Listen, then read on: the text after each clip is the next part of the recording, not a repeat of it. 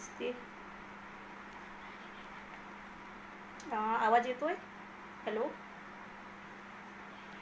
करू सुरू?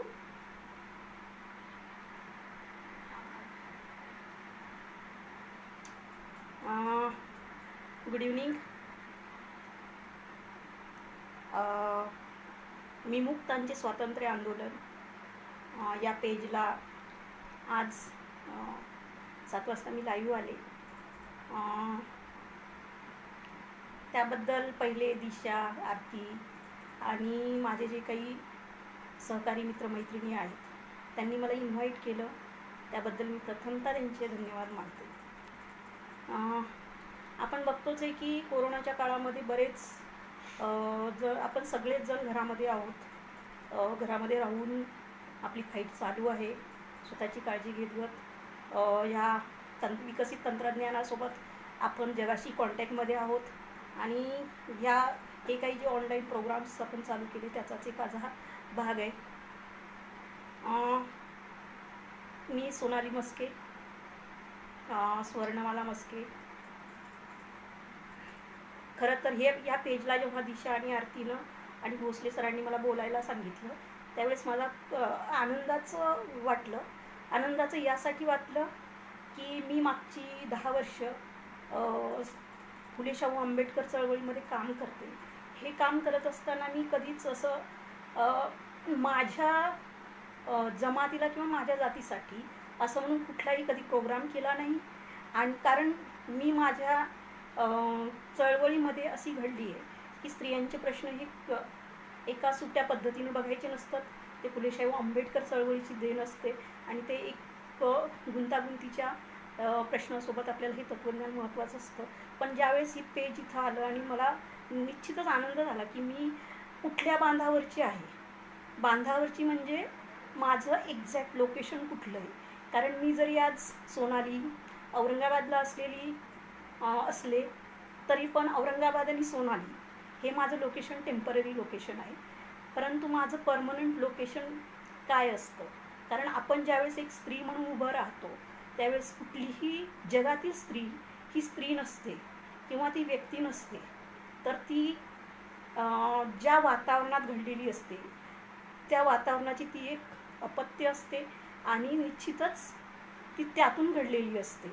आणि माझी जडणघडणही मला वाटतं की ही सुटी नाही आहे.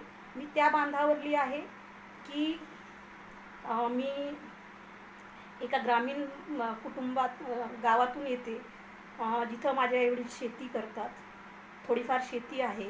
मी अशा भटक्या जातीमधून येणारी धनगर जातीतील मुलगी आहे आणि ही माझी आयडेंटिटी मी आत्ता पहिली वेळेस सांगते खरं तर लाईव्ह. कारण जातीअंताच्या चळवळीमध्ये काम करताना कधीही जातीचा उल्लेख किंवा मी या प्रिव्हिलेजनं आलेली आहे हे माझ्यासाठी महत्त्वाचं नव्हतं. तो एक प्रवास होता. परंतु आज मला महत्त्वाचं याच्यासाठी वाटतं की आपल्या पेजचं जे नाव आहे की आमचा आवाज आणि आमचा संघर्ष आणि आमचा आवाज, मला वाटतं की ते खूप महत्त्वाचं आहे.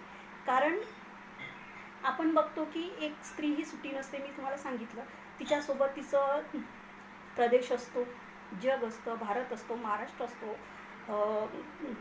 तिचं गाव असतं, तालुका असतं, तिचा धर्म असतो, तिची जात असते, तिची पोटजात असते आणि या सगळ्या याच्यामध्ये ती घडलेली असते. म्हणून तिला सुट्ट सोनाली किंवा सुट्टी स्वर्णमाला बघणं मला वाटतं की चुकीचं आहे.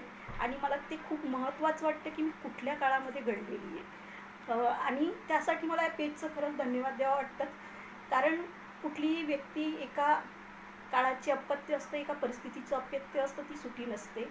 आणि ज्यावेळेस मी इथं आज जॉब करते, PhD स्टुडंट आहे, चळवळीत काम करते, हा माझा तर प्रवास आहेच, परंतु हा सामाजिक प्रवास आहे.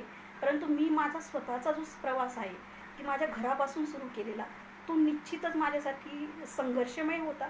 आणि संघर्षमय असला तरी जीवनाला दिशा देणारा नक्कीच होता. कारण मी ज्या कुटुंबात जन्मले त्या कुटुंबात धनगर कुटुंब आहे.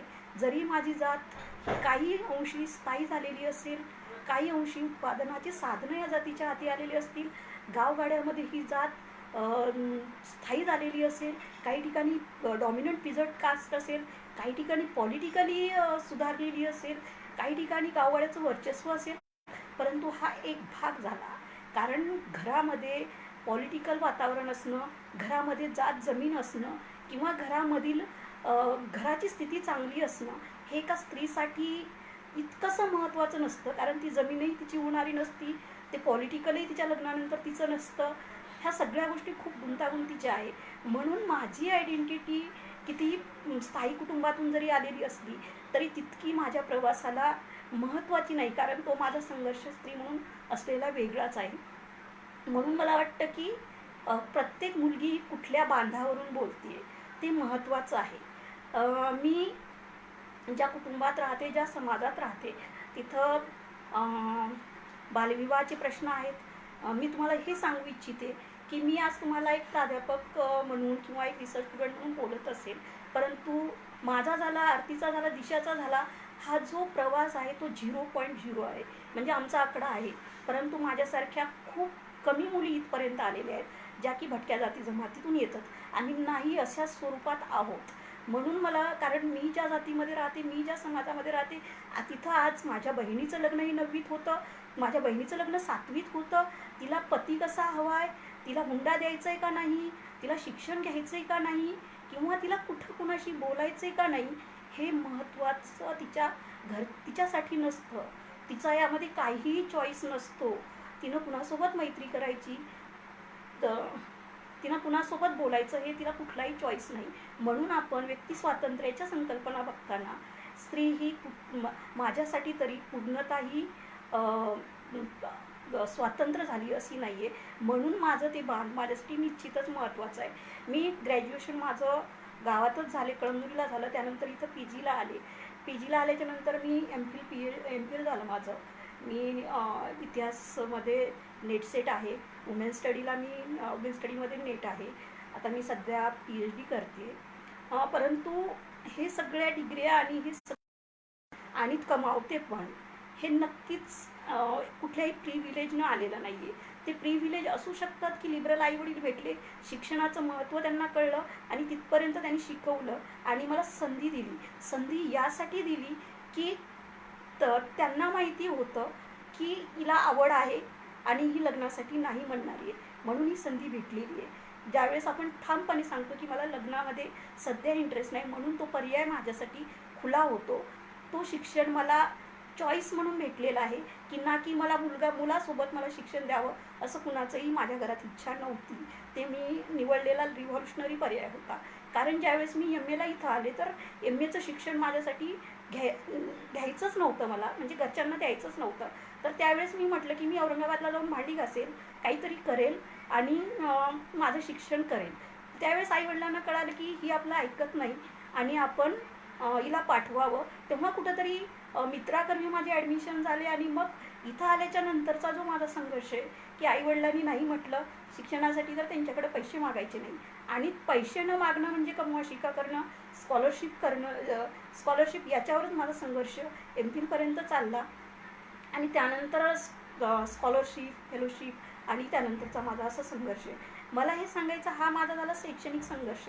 परंतु हा संघर्ष होता होता आपल्याला स्त्री म्हणून असलेला संघर्ष नक्कीच महत्त्वाचा असतो.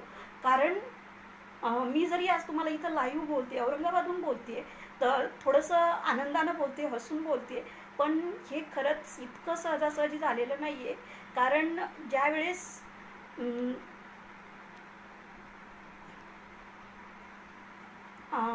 या जातीमध्ये मी इथे PhD करते त्यावेळेस घरच्यांना वाळीत टाकणं, घरच्यांना बहिष्कृत टाकणं, मुलीचं इतकं वर्ष लग्न होत नाही आहे म्हणून घरकुटुंबाला न बोलवणं, ह्या गोष्टी सहज होतं. जरीही धनगर ही जात कम्युनिटी स्थायी झालेली असली तरी पण जात पितृसत्तेचा जो तिथला संघर्ष आहे मुलगी म्हणूनचा तो निश्चितच खरतड आहे. कारण या जातीमध्ये आजही बालविवाह होतात. शिक्षणाचं प्रमाण मुलींसाठी नगण्य आहे.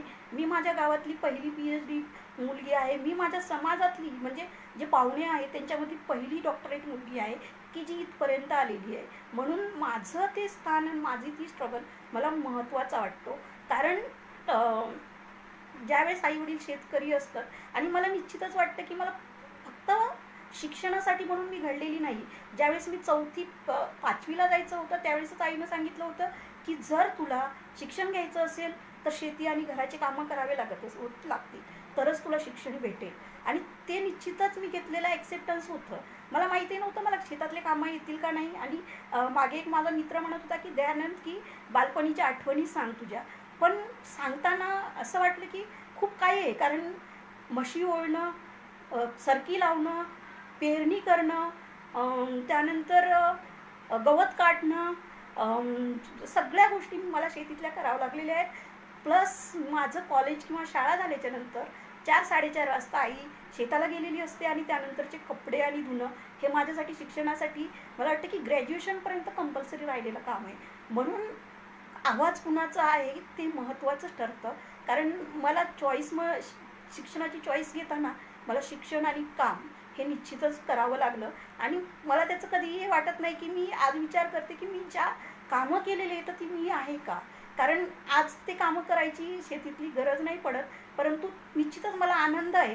कारण माझ्यासोबत आई होती, ती पण ती मागे दिशा म्हटली की तुझ्या आईची जी स्टोरी तू लिहिलेली होती ती मला खूप महत्त्वाची वाटली. कारण ती स्टोरी काही कुठल्या पुस्तकातून किंवा कुणाचं बघून लिहिली नव्हती. कारण ज्यावेळेस मी ज्या कुटुंबात राहते त्या कुटुंबामध्ये बायकांवर संशय घेणे, म्हणजे ज्या जात समाजात राहते बायकांवर संशय घेणे, बायकांना दूषणं देणे किंवा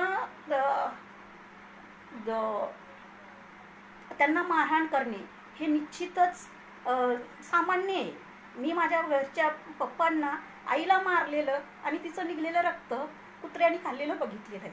त्यामुळं हे काही असं खूप याची गोष्ट नाही आहे अभिमानाची, परंतु ती घडण आहे माझी. आईचं ते रक्त पाहिलेलं, तिचं ते त्रास, मला वाटत होतं की माझ्यासाठी एकच मार्ग आहे की जे शिक्षण. कारण मी जर ज्या जातीमध्ये लगेच ग्रॅज्युएशनपर्यंत शिक्षण घेतलं असतं आणि लग्नाचा पर्याय घेतला असता तर मलाही त्याच जात पितृसत्तेचं बळी पडावं लागलं असतं. आणि म्हणून माझा जो संघर्ष आहे ते मला इथं खूप महत्त्वाचं वाटतं. आणि मी कुठल्या बांधावून बोलते हे महत्त्वाचं वाटतं. इथं MA आल्याच्या नंतर मी सत्यशोधक विद्यार्थी संघटना आणि एकंदरीत सत्यशोधक चळवळीशी जोडले गेले आणि निश्चितच मला भान येत गेलं. माझ्यासोबतचे जे काही सहकारी कार्यकर्ते आहेत त्यांच्यासोबत जे मी घडले ते मला खूप चांगलं वाटतं.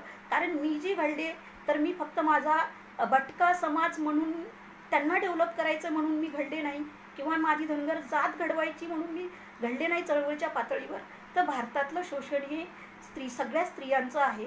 ते उतरंडीच्या पातळीवर, जातीच्या पातळीवर वेगवेगळं जरी असलं तरी इथली स्त्री ही वेगवेगळ्या पातळीवर जातीच्या कप्प्यामध्ये शोषित आहे. हे भान मला इथल्या माझ्या सहकार्याने दिलं. याचबरोबर येथील पितृसत्ता ही सुटी पितृसत्ता नाही आहे, जातीची पितृसत्ता आहे. पितृसत्तेला जातीनं घडवलेलं आहे आणि या जातीबरोबरच ही जातीची पितृसत्ता ब्राह्मणी संस्कृतीनं घडवलेली आहे.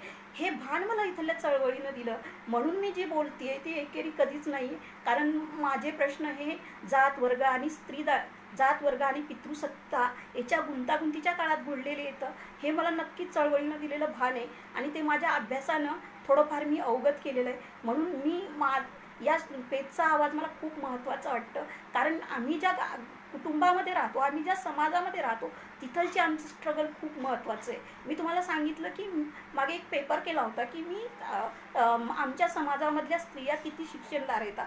तर मला अख्ख्या कम्युनिटीमध्ये MA झालेल्या फक्त 2 मुली भेटल्या आणि PhD झालेली फक्त मी होते.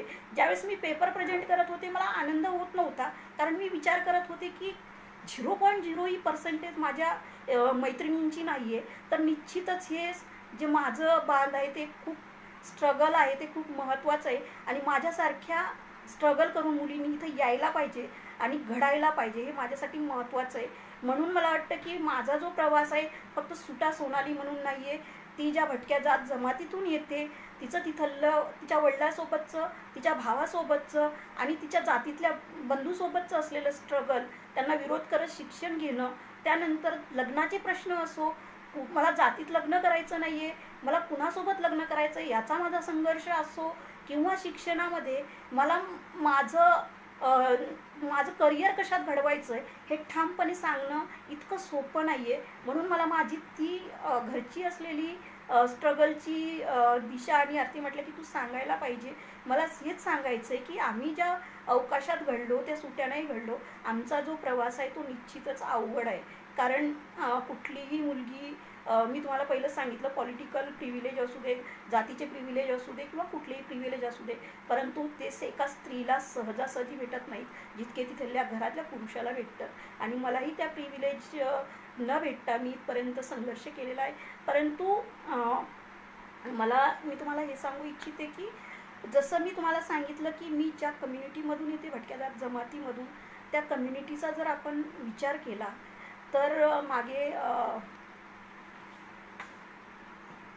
इदाते आयोग आलेला होता मला वाटतं 2018ला. त्या इदाते आयोगानं 15 कोटी लोकसंख्या ही नॉमेडिक आहे असा अहवाल सादर केला. म्हणजे मुंबई आणि त्याच्यामध्ये 15च्या 8% ह्या स्त्रिया आहेत निश्चितच. आणि त्याच्यामध्ये लक्षात घेतलं की मुंबईची जी लोकसंख्या आहे ती स्त्रियांची लोकसंख्या असू शकते. जर्मनीचा जो देश आहे थोडा भटक्या स्त्रियांची संख्या असू शकतो. मग प्रश्न असा पडतो की एवढ्या स्त्रिया, एवढे भटके जात विमुक्त जातीतील पुरुष स्त्रिया आहेत तर ते तुम्हाला दिसतात का? जर आपण आज गावगाड्याची रचना बघितली तर त्या गावगाड्यामध्ये सर्व लोक दिसतील आपल्याला, जाती दिसतील, उपजाती दिसतील, परंतु तुम्हाला किती भटक्यांच्या अशा वस्त्या दिसतात? हे महत्त्वाचं आहे की तो समाज कुठं आहे. जर 15 कोटी समाज असेल तर तो कुठं आहे आपल्याला हे निश्चितच बघावं लागणार आहे. कारण तो मला वाटतं की गावगाड्यामध्ये नाही आहे, तो अदृश्य आहे, गावगाड्याच्या बाहेर आहे. जर आपण एखाद्या महानगराचं हे घेतलं तर तो महानगरामध्ये एक साची एका वस्तीमध्ये नाही आहे, ते तिथंही अदृश्यच असतो. मग मला आणि त्याच्यामधल्या स्त्रियांचं काय होत असेल हे खूप महत्त्वाचा मुद्दा आहे की आम्ही कुठं आहो, आमचं एक्झॅक्ट लोकेशन कुठं आहे. त्या स्त्रियांचं महत्त्वाची गोष्ट आहे की भटक्या विमुक्त स्त्रीचं लोकेशन कुठं आहे. तर मला असं वाटतं की जगामध्ये आणि भारतामध्ये ज्यावेळेस आपण स्त्रीचा विचार करतो त्यावेळेस आपण हे लक्षात घेतलं पाहिजे की जगामधली स्त्री ही वर्ग किंवा पितृसत्ता या दोन गोष्टीनं, वंश असो, टोळी असो, दुसरे काही संस्कृती असो, या गोष्टीनं बांधलेली आहे. परंतु भारतातलं जर आपण उदाहरण घेतलं तर भारत हा देशात जगाच्या पातळीवर असा युनिव्हर्सल देश आहे की जिथं स्त्रीची जडणघडण ही पूर्ण जाती पितृसत्तेनं होते, ती वर्गानं होते, तिच्या लिंगभावी जडणघडणीनं होते. म्हणून भारतातील स्त्रीचं जे एक्झॅक्ट लोकेशन आहे तर आपल्याला निश्चितच जात पितृसत्ता आणि तिच्या लिंगभावी जडणघडणीमध्ये बघणं खूप महत्त्वाचं आहे. म्हणून तिचं सुटं जगणं, ती कुठलीही स्त्री असो. महात्मा फुले जसं सांगतात, महात्मा फुलेंनी जसं स्त्रियांच्या लोकेशनबद्दल बोललेलं आहे, बाबासाहेबांनी स्त्रियांच्या लोकेशनबद्दल बोललेलं आहे, तर महात्मा फुले सांगतात की कुठलीही स्त्री ही एक साची स्त्री नाही आहे. ज्यावेळेस स्त्री म्हणतो तर सोनाली मस्के म्हणतो तर तिचं मस्के आडनाव हे तिच्यासाठी, तिची जात कुठली आहे, ती कुठल्या प्रदेशातून येते हे निश्चितच लोकांना हवं असतं. त्याप्रमाणे मला वाटतं की महात्मा फुले आपल्याला म्हणतात की कुठलीही स्त्री ही एक साची नाही आहे. तर भारतातील स्त्रीचं दुःख हे जाती उतरंडीच्या पातळीवर वेगवेगळं आहे. ते कुळंबिनी या त्यांच्या याच्यामध्ये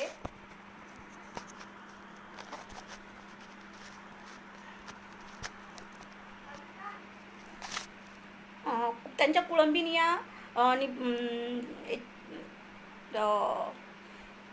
श्लोकामध्ये सांगतात की भारतातील स्त्री ही ब्राह्मण स्त्रीचं जीवन वेगळं आहे, मराठा ओबीसी स्त्रीचं जीवन वेगळं आहे, इतर स्त्रियांचं जीवन वेगळं आहे. यावेळेस आपण लक्षात घेतलं पाहिजे की भारतातील स्त्रीचं लोकेशन हे एक नाही आहे, निश्चितच ते वेगवेगळं आहे. मग प्रश्न पडतो की नेमके आम्ही कोण आहोत, आम्ही कुठं आहोत. कारण ज्यावेळेस मी तुम्हाला सांगते की भटक्या स्त्रिया, जर आपण गावगाड्यामध्ये भटका म्हणजे कोण तर जो कुठंही स्थिर नाही आहे अशा पद्धतीनं आपण बघतो. भटका म्हणजे कोण, तर तो स्थिर नाही आहे अशा पद्धतीनं आपण जेव्हा बघतो तेव्हा त्याचं एक्झॅक्ट लोकेशन आपल्याला निश्चितच कळत नाही. तो गावगाड्याच्या बाहेर असतो, जर मग तो वस्तीत नसतो. आज जर आपण गावगाड्याची रचना बघितली, मला वाटतं की अत्रेंनी तो गावगाडा जे पुस्तक लिहिलेलं आहे त्याच्यामध्ये त्यांनी खूप चांगल्या पद्धतीनं उल्लेख केलेला आहे की भटके विमुक्तांचं कुठल्या गावामध्ये लोकेशन नाही आहे. तर ते कुठं राहतं तर गावाच्या बाहेर राहतात. ते कुठं राहतात तर त्यांचं गाव हे वस्ती असतं. ते कुठं राहतात तर त्यांचं गाव हे पाल असतं. त्यामुळं त्यांचं असं एक्झॅक्ट लोकेशन नाही आहे. आणि सगळ्यात महत्त्वाची गोष्ट हे लोकेशन नसणं, मला वाटतं की भारतामध्ये भटक्या विमुक्तांसाठी सगळ्यात दुर्दैवी गोष्ट आहे. कारण आज आपण पाहतो की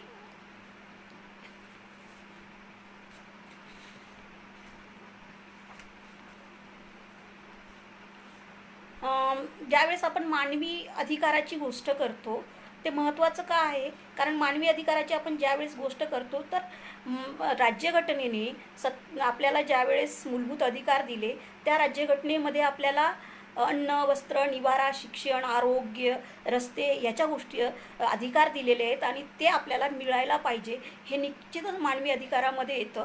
परंतु आपण भटक्या विमुक्त समाजाचा ज्यावेळेस विचार करतो तर ह्या ज्या गोष्टी मी सांगितल्या त्या त्यांच्यापर्यंत कुठंच पोहोचलेले नाहीत. मग आपण विचार करायला पाहिजे, घटनेनं दिलेलं स्वातंत्र्य किंवा जो नागरी कायदा आहे तो भटक्या विमुक्तांपर्यंत पोहोचलेला आहे का? आज कुठल्या भटक्यांपर्यंत त्यांची घरकुल योजना आहे, कुठल्या भटक्यांकडं त्यांची शेती आहे, कुठल्या भटक्यांकडं त्यांचं घर आहे, हे आपल्याला त्यांच्या लोकेशनसाठी निश्चितच महत्त्वाचं ठरतं. म्हणून दुसरी गोष्ट महत्त्वाची आहे की जर मग त्यांना हे मानवी अधिकार भेटत नसतील तर मग ते कोण आहेत? कारण ज्यांना मानवी अधिकार भेटत नाहीत तर त्यांचं जीवन हे मला वाटतं पशुवत आहे. हे मी खेदानं बोलते की कारण तुम्ही जर आम्हाला मानवी अधिकाराच्या ह्या गोष्टी भारतात स्वातंत्र्याच्या नंतर 70 वर्षानंतरही देऊ शकत नसाल तर हे आमचं जगणं निश्चितच भारतासारख्या देशामध्ये 15 कोटी लोकांचं दुःखदायी आहे. हे मला वाटतं की खेदानं आणि कोरोनाच्या काळामध्ये भटके विमुक्तांची होणारी हेळसांड हे निश्चितच दुःखदायक आहे असं मला वाटतं. जेव्हा मी मानवी हक्काचा गोष्ट करते त्यावेळेस आमचं व्यक्तिगत स्वातंत्र्य आणि आमचं उदरनिर्वाहाचं साधन हे खूप महत्त्वाचं असतं. कारण तुम्ही नागरी असता तेव्हा तुम्हाला नागरी हक्कासाठी तुम्हाला घर भेटतं, तुम्हाला शिक्षणाचे हक्क भेटतात, तुम्हाला राजकीय हक्क भेटतात, तुम्हाला तुमचं स्थिर साधने भेटतं. परंतु ज्यावेळेस तुमचं ह्या नागरी हक्कच तुमच्यापासून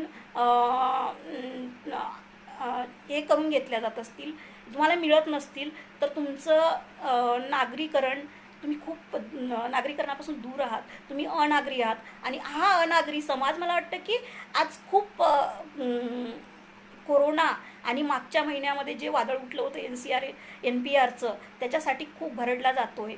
कारण आज जर आपण बघितलं की महानगरामधून येणारे मजूर हे कोण आहेत तर हे भटके विमुक्तच आहेत. भीक मागणाऱ्या महानगरावरच्या ज्या मुली होत्या त्या कोण होत्या तर त्या भटक्या विमुक्त होत्या.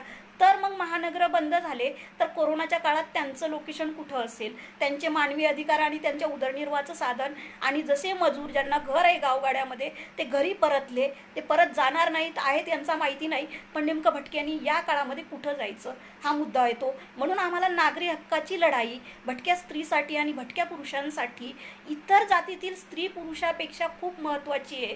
कारण आम्ही अजून अनागरीच आहे, आम्हाला आमचे मानवी हक्क भेटलेले नाहीत आणि त्यासाठीचा आमचा लढा जो आहे ते खूप महत्त्वाचा आहे. दुसरी गोष्ट मला असं सांगायचं की ज्यावेळेस मी NPRचा मुद्दा काढते तर ज्यावेळेस विचार करत होते की माझ्याच घरच्यांना माहिती नव्हतं की आपला जो धनगर समाज आहे, मेंढपाळ समाज आहे, त्याच्याकडं कुठलेही कागदपत्र नसताना हा समाज या कायद्याच्या अंतर्गत हद्दपारीत होणार आहे देशामधला. जेव्हा त्यांचे ते स्टेटस होते की सपोर्ट करा या कायद्यांना, कारण धनगर समाजामधली असलेली शिक्षणाची दुरावस्था आणि अशिक्षितपणा हा या कायद्यासाठी निश्चितच त्यांच्यासाठी निश्चितच हा कायदा धोकादायक होता, पण त्यांना माहिती नव्हतं. परंतु जे स्टेटस आणि त्यांच्या पोस्ट बघून काही प्रमाणात घरच्यांची चर्चा करून त्यांच्या मी जेव्हा ध्यानात आणलं तर त्यावेळेस ते समाज आपल्याकडं काही आहे का नाही हे सर्च करायला लागला. म्हणून मी कोरोना आणि मागच्या महिन्यामध्ये झालेली NPRचा जो घाला आहे तो आम्हाला नागरी हक्कापासून, आम्ही नागरी नसण्याचं, निश्चितच या काळामध्ये घर नसणं, उदरनिर्वाहाची साधनं नसणं हे आमच्या अनागरीपणावर किंवा आमच्या मानवी हक्कावर घाला घालणार आहे. आणि मग आमचं एक्झॅक्ट लोकेशन आम्हाला कळतं की आम्ही किती मागासो 70 वर्षानंतरही. जर आमचे मानवी हक्क नसतील आणि आम्ही या देशाचे नागरिक आहोत हे आमच्याकडे प्रूव्ह करण्याचे साधनं नसतील तर.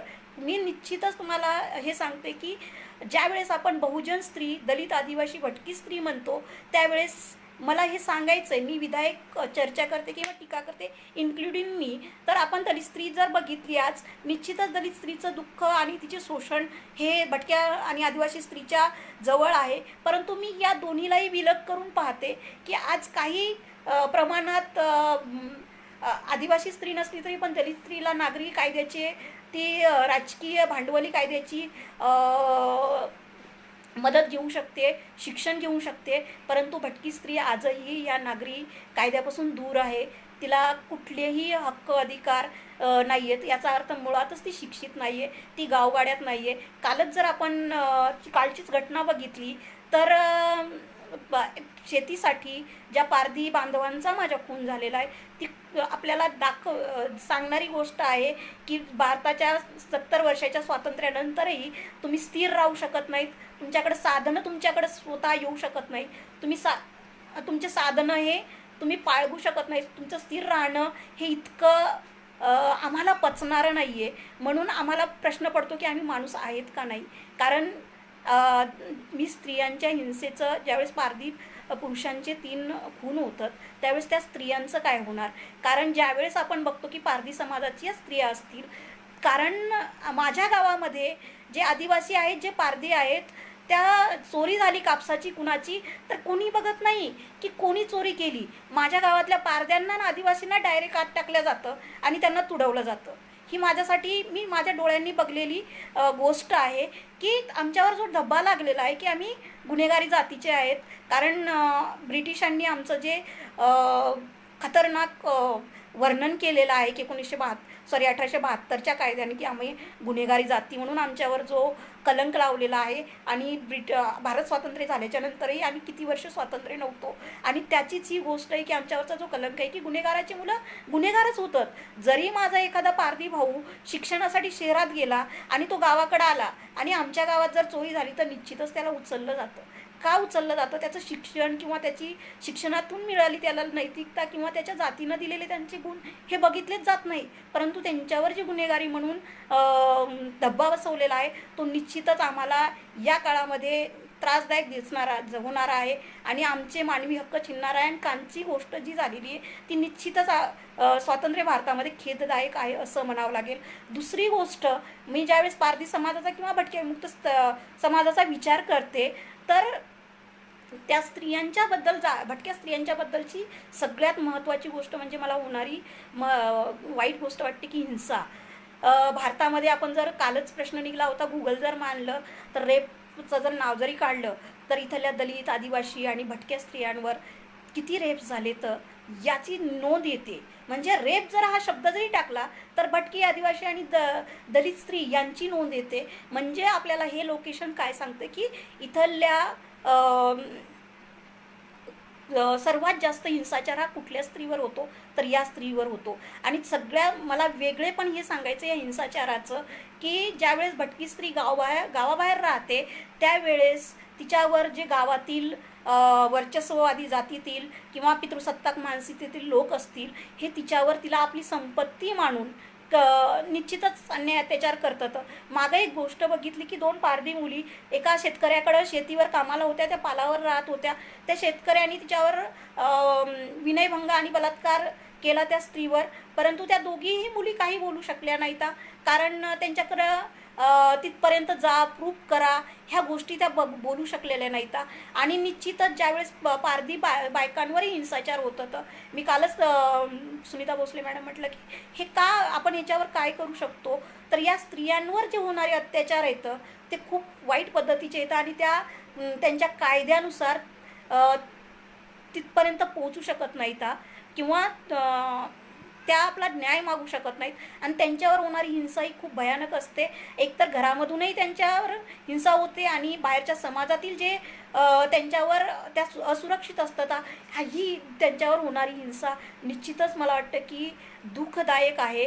कारण मी माझ्या डोळ्यांनी बघितलेलं आहे. ज्यावेळेस माझी पारधी बहीण गावामध्ये लावरं घेऊन येते विकायला, त्यावेळेस वखवलेल्या तिच्याकडे बघितलेल्या नजरा आणि ही अशाच पद्धतीच्या बायका असतात हे मी ऐकलेले कोटेशन गावातील आहेत. म्हणून एका भटक्या जमातीतील स्त्रीकडं बघण्याचा दृष्टिकोन कसा आहे सगळ्या नागरी समाजाचा हेही आपल्याला इथं महत्त्वाचा ठरतो. कारण आपण आणि दुसरी गोष्ट, ज्यावेळेस औरंगाबादचं तुम्ही जर पोलीस सिटी चौक बघितला, सिटी चौकमध्ये संध्याकाळला तुम्ही एकदा कुठंतरी नजर फेका किंवा जा संध्याकाळी 7 वाजता, तर तिथं तुम्हाला 7-8 वाजता काही स्त्रिया बसलेल्या दिसतील. आणि आपण जर डायरेक्ट साध्या रूपामध्ये गेलो आणि त्यांना विचारलं का गं बाई तुम्ही इथं का आल्या, तर त्या निश्चित म्हणतात आम्हाला पोलीस स्टेशनला बोलवल्या गेलं आहे. कारण एकतर असं असतं की 7च्या नंतर कुठल्याही स्त्रीला पोलीस स्टेशनला बोलवणं हे कायद्यामध्ये बसत नाही. परंतु मग या स्त्रियांना कायदा माहिती नसतो आणि मग त्यांना विचारलं की हे आम्ही अनुभवलेलं आहे की तुम्ही इथं का आल्या, माहीत नाही आमच्या घराची झडती घेतल्या गेली आहे, आमच्या आजूबाजूला पाल येतं आणि आम्हाला 7 वाजता बोलवलेलं आहे म्हणून आम्ही इथं आलो आहे. सोबत मुलं असतं त्यांनी जेवलेलं नसतं, एकतर उदरनिर्वाहाचं संध्याकाळी काय होणार आहे हे माहिती नसतं आणि त्या 7 वाजता औरंगाबादच्या पोलीस स्टेशनला बसलेल्या असतात. हा अनुभव मी स्वतः घेतलेला आहे. आणि दुसरी गोष्ट, ज्यावेळेस मी म्हणते की गावातील इतर पुरुषांकडून त्यांना त्रास होतो, त्याचबरोबर पोलीस यंत्रणा त्यांनाही त्रास देते. पोलीस यंत्रणा, राज्यसत्तेमध्ये जे पोलीस यंत्रणा आहे ती पितृसत्ताक समाजातून आलेली एक घटक आहे आणि या स्त्रियांवर 7च्या नंतर झाडाझडती घेणं, त्यांना थांबवून ठेवणं हे आजही होताना मी पाहतीये. फक्त त्या स्त्रियांना सहज जाऊन भेटा. आणि या कोण स्त्रिया असतात, आम्हाला परत सांगायचं आहे की ह्या पारधी समाजातील स्त्रिया असतात, ह्या गारुडी समाजातील स्त्रिया असतात आणि त्यांना रात्री 7-8 वाजता आणि त्यांच्यावर जे गुन्हे दाखल केल्या जातात चोरीचे, आणि चोरी कुठली असती तर काहीतरी कुठल्या तरी शेतातलं नेलं असतं, काहीतरी केलेलं असतं, हे जुजबी गुन्ह्यासाठी त्यांना आजही रात्री जे मेट्रोपॉलिटियन सिटी आहे, औरंगाबाद मानत नाही मी, पण त्या सिटीमध्ये त्यांना बसावं लागतं. मग तेव्हा कळतं की स्वातंत्र्यानंतर जे नागरी कायदे आमच्यासाठी किती महत्त्वाचे आहेत. कारण आमच्यावर तुम्ही नागरी कायद्यानुसार गुन्हा दाखल करू शकता, परंतु आम्हाला NCR NPR मध्ये तुम्ही आयडेंटिटी कार्ड देऊ शकत नाही, तुम्ही आम्हाला राशन कार्ड देऊ शकत नाही, पण तुमचा नागरी कायदा आमच्यावरच्या बळजोरीसाठी लागू करता. मग आपल्याला गरज आहे की खरंच भटके समाजातील स्त्रीचं शिक्षणाचं लोकेशन काय, आज जर तिला कळत नसेल की 7 वाजता मला कशासाठी बोलवलं आहे, माझा गुन्हा काय आहे, तर आपण दुसरी गोष्ट मागे जेव्हा पोलीस यंत्रणा या स्त्रियांवर अशा पद्धतीचे गुन्हे दाखल करते, कधीही बोलवते, त्यावेळेस हा दृष्टिकोन असतो की ह्या स्त्रिया अशाच असतात. जर आपण जाती आधारित स्त्रियांच्या स्थानाचा विचार केला तर एक दृष्टिकोन आहे की दलित, आदिवासी आणि भटक्या स्त्रियांची लैंगिकता ही श्रम विभागणीसाठी मोकळी असते, त्यांना बाहेर पडावं लागतं आणि म्हणून त्यांच्या श्रम विभागणीसाठीचं जे बाहेर पडणं असतं ते त्यांना असंच आहे, हे त्या पितृसत्तेतून आणि जाती व्यवस्थेने दिलेली त्यांची एक मोठी हेळसांडच असते.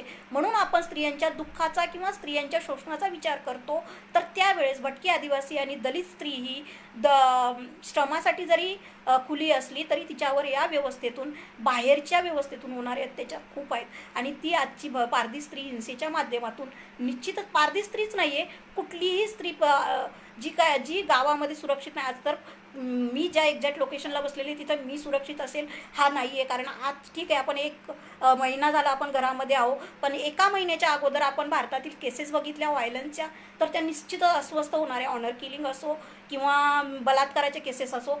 जर राजकीय हक्क मिळालेल्या शिक्षित महिलांवर हे अन्याय अत्याचार असेल तर गावगाड्यामध्ये आणि फिरत्या राहणाऱ्या, असुरक्षित कुठंतरी पाड्यावर राहणाऱ्या किंवा जे काही नाले असतात त्या नाल्यामध्ये ज्या काही हे वापरल्या जातात, सिमेंटच्या टंक्या वापरल्या जातात, तिथं राहणारी स्त्री काय सुरक्षित असेल आणि तिच्यावर होणारे हिंसा आणि त्या कितपत बाहेर येत असतील हे बघणं मला वाटतं की आजच्या भटक्या विमुक्त स्त्रीसाठी खूप महत्त्वाचं आहे.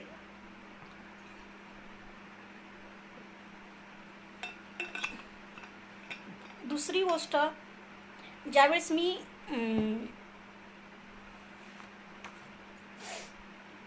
भटक्या स्त्रियांच्या कामाबद्दल बोलते तर मला असं वाटतं की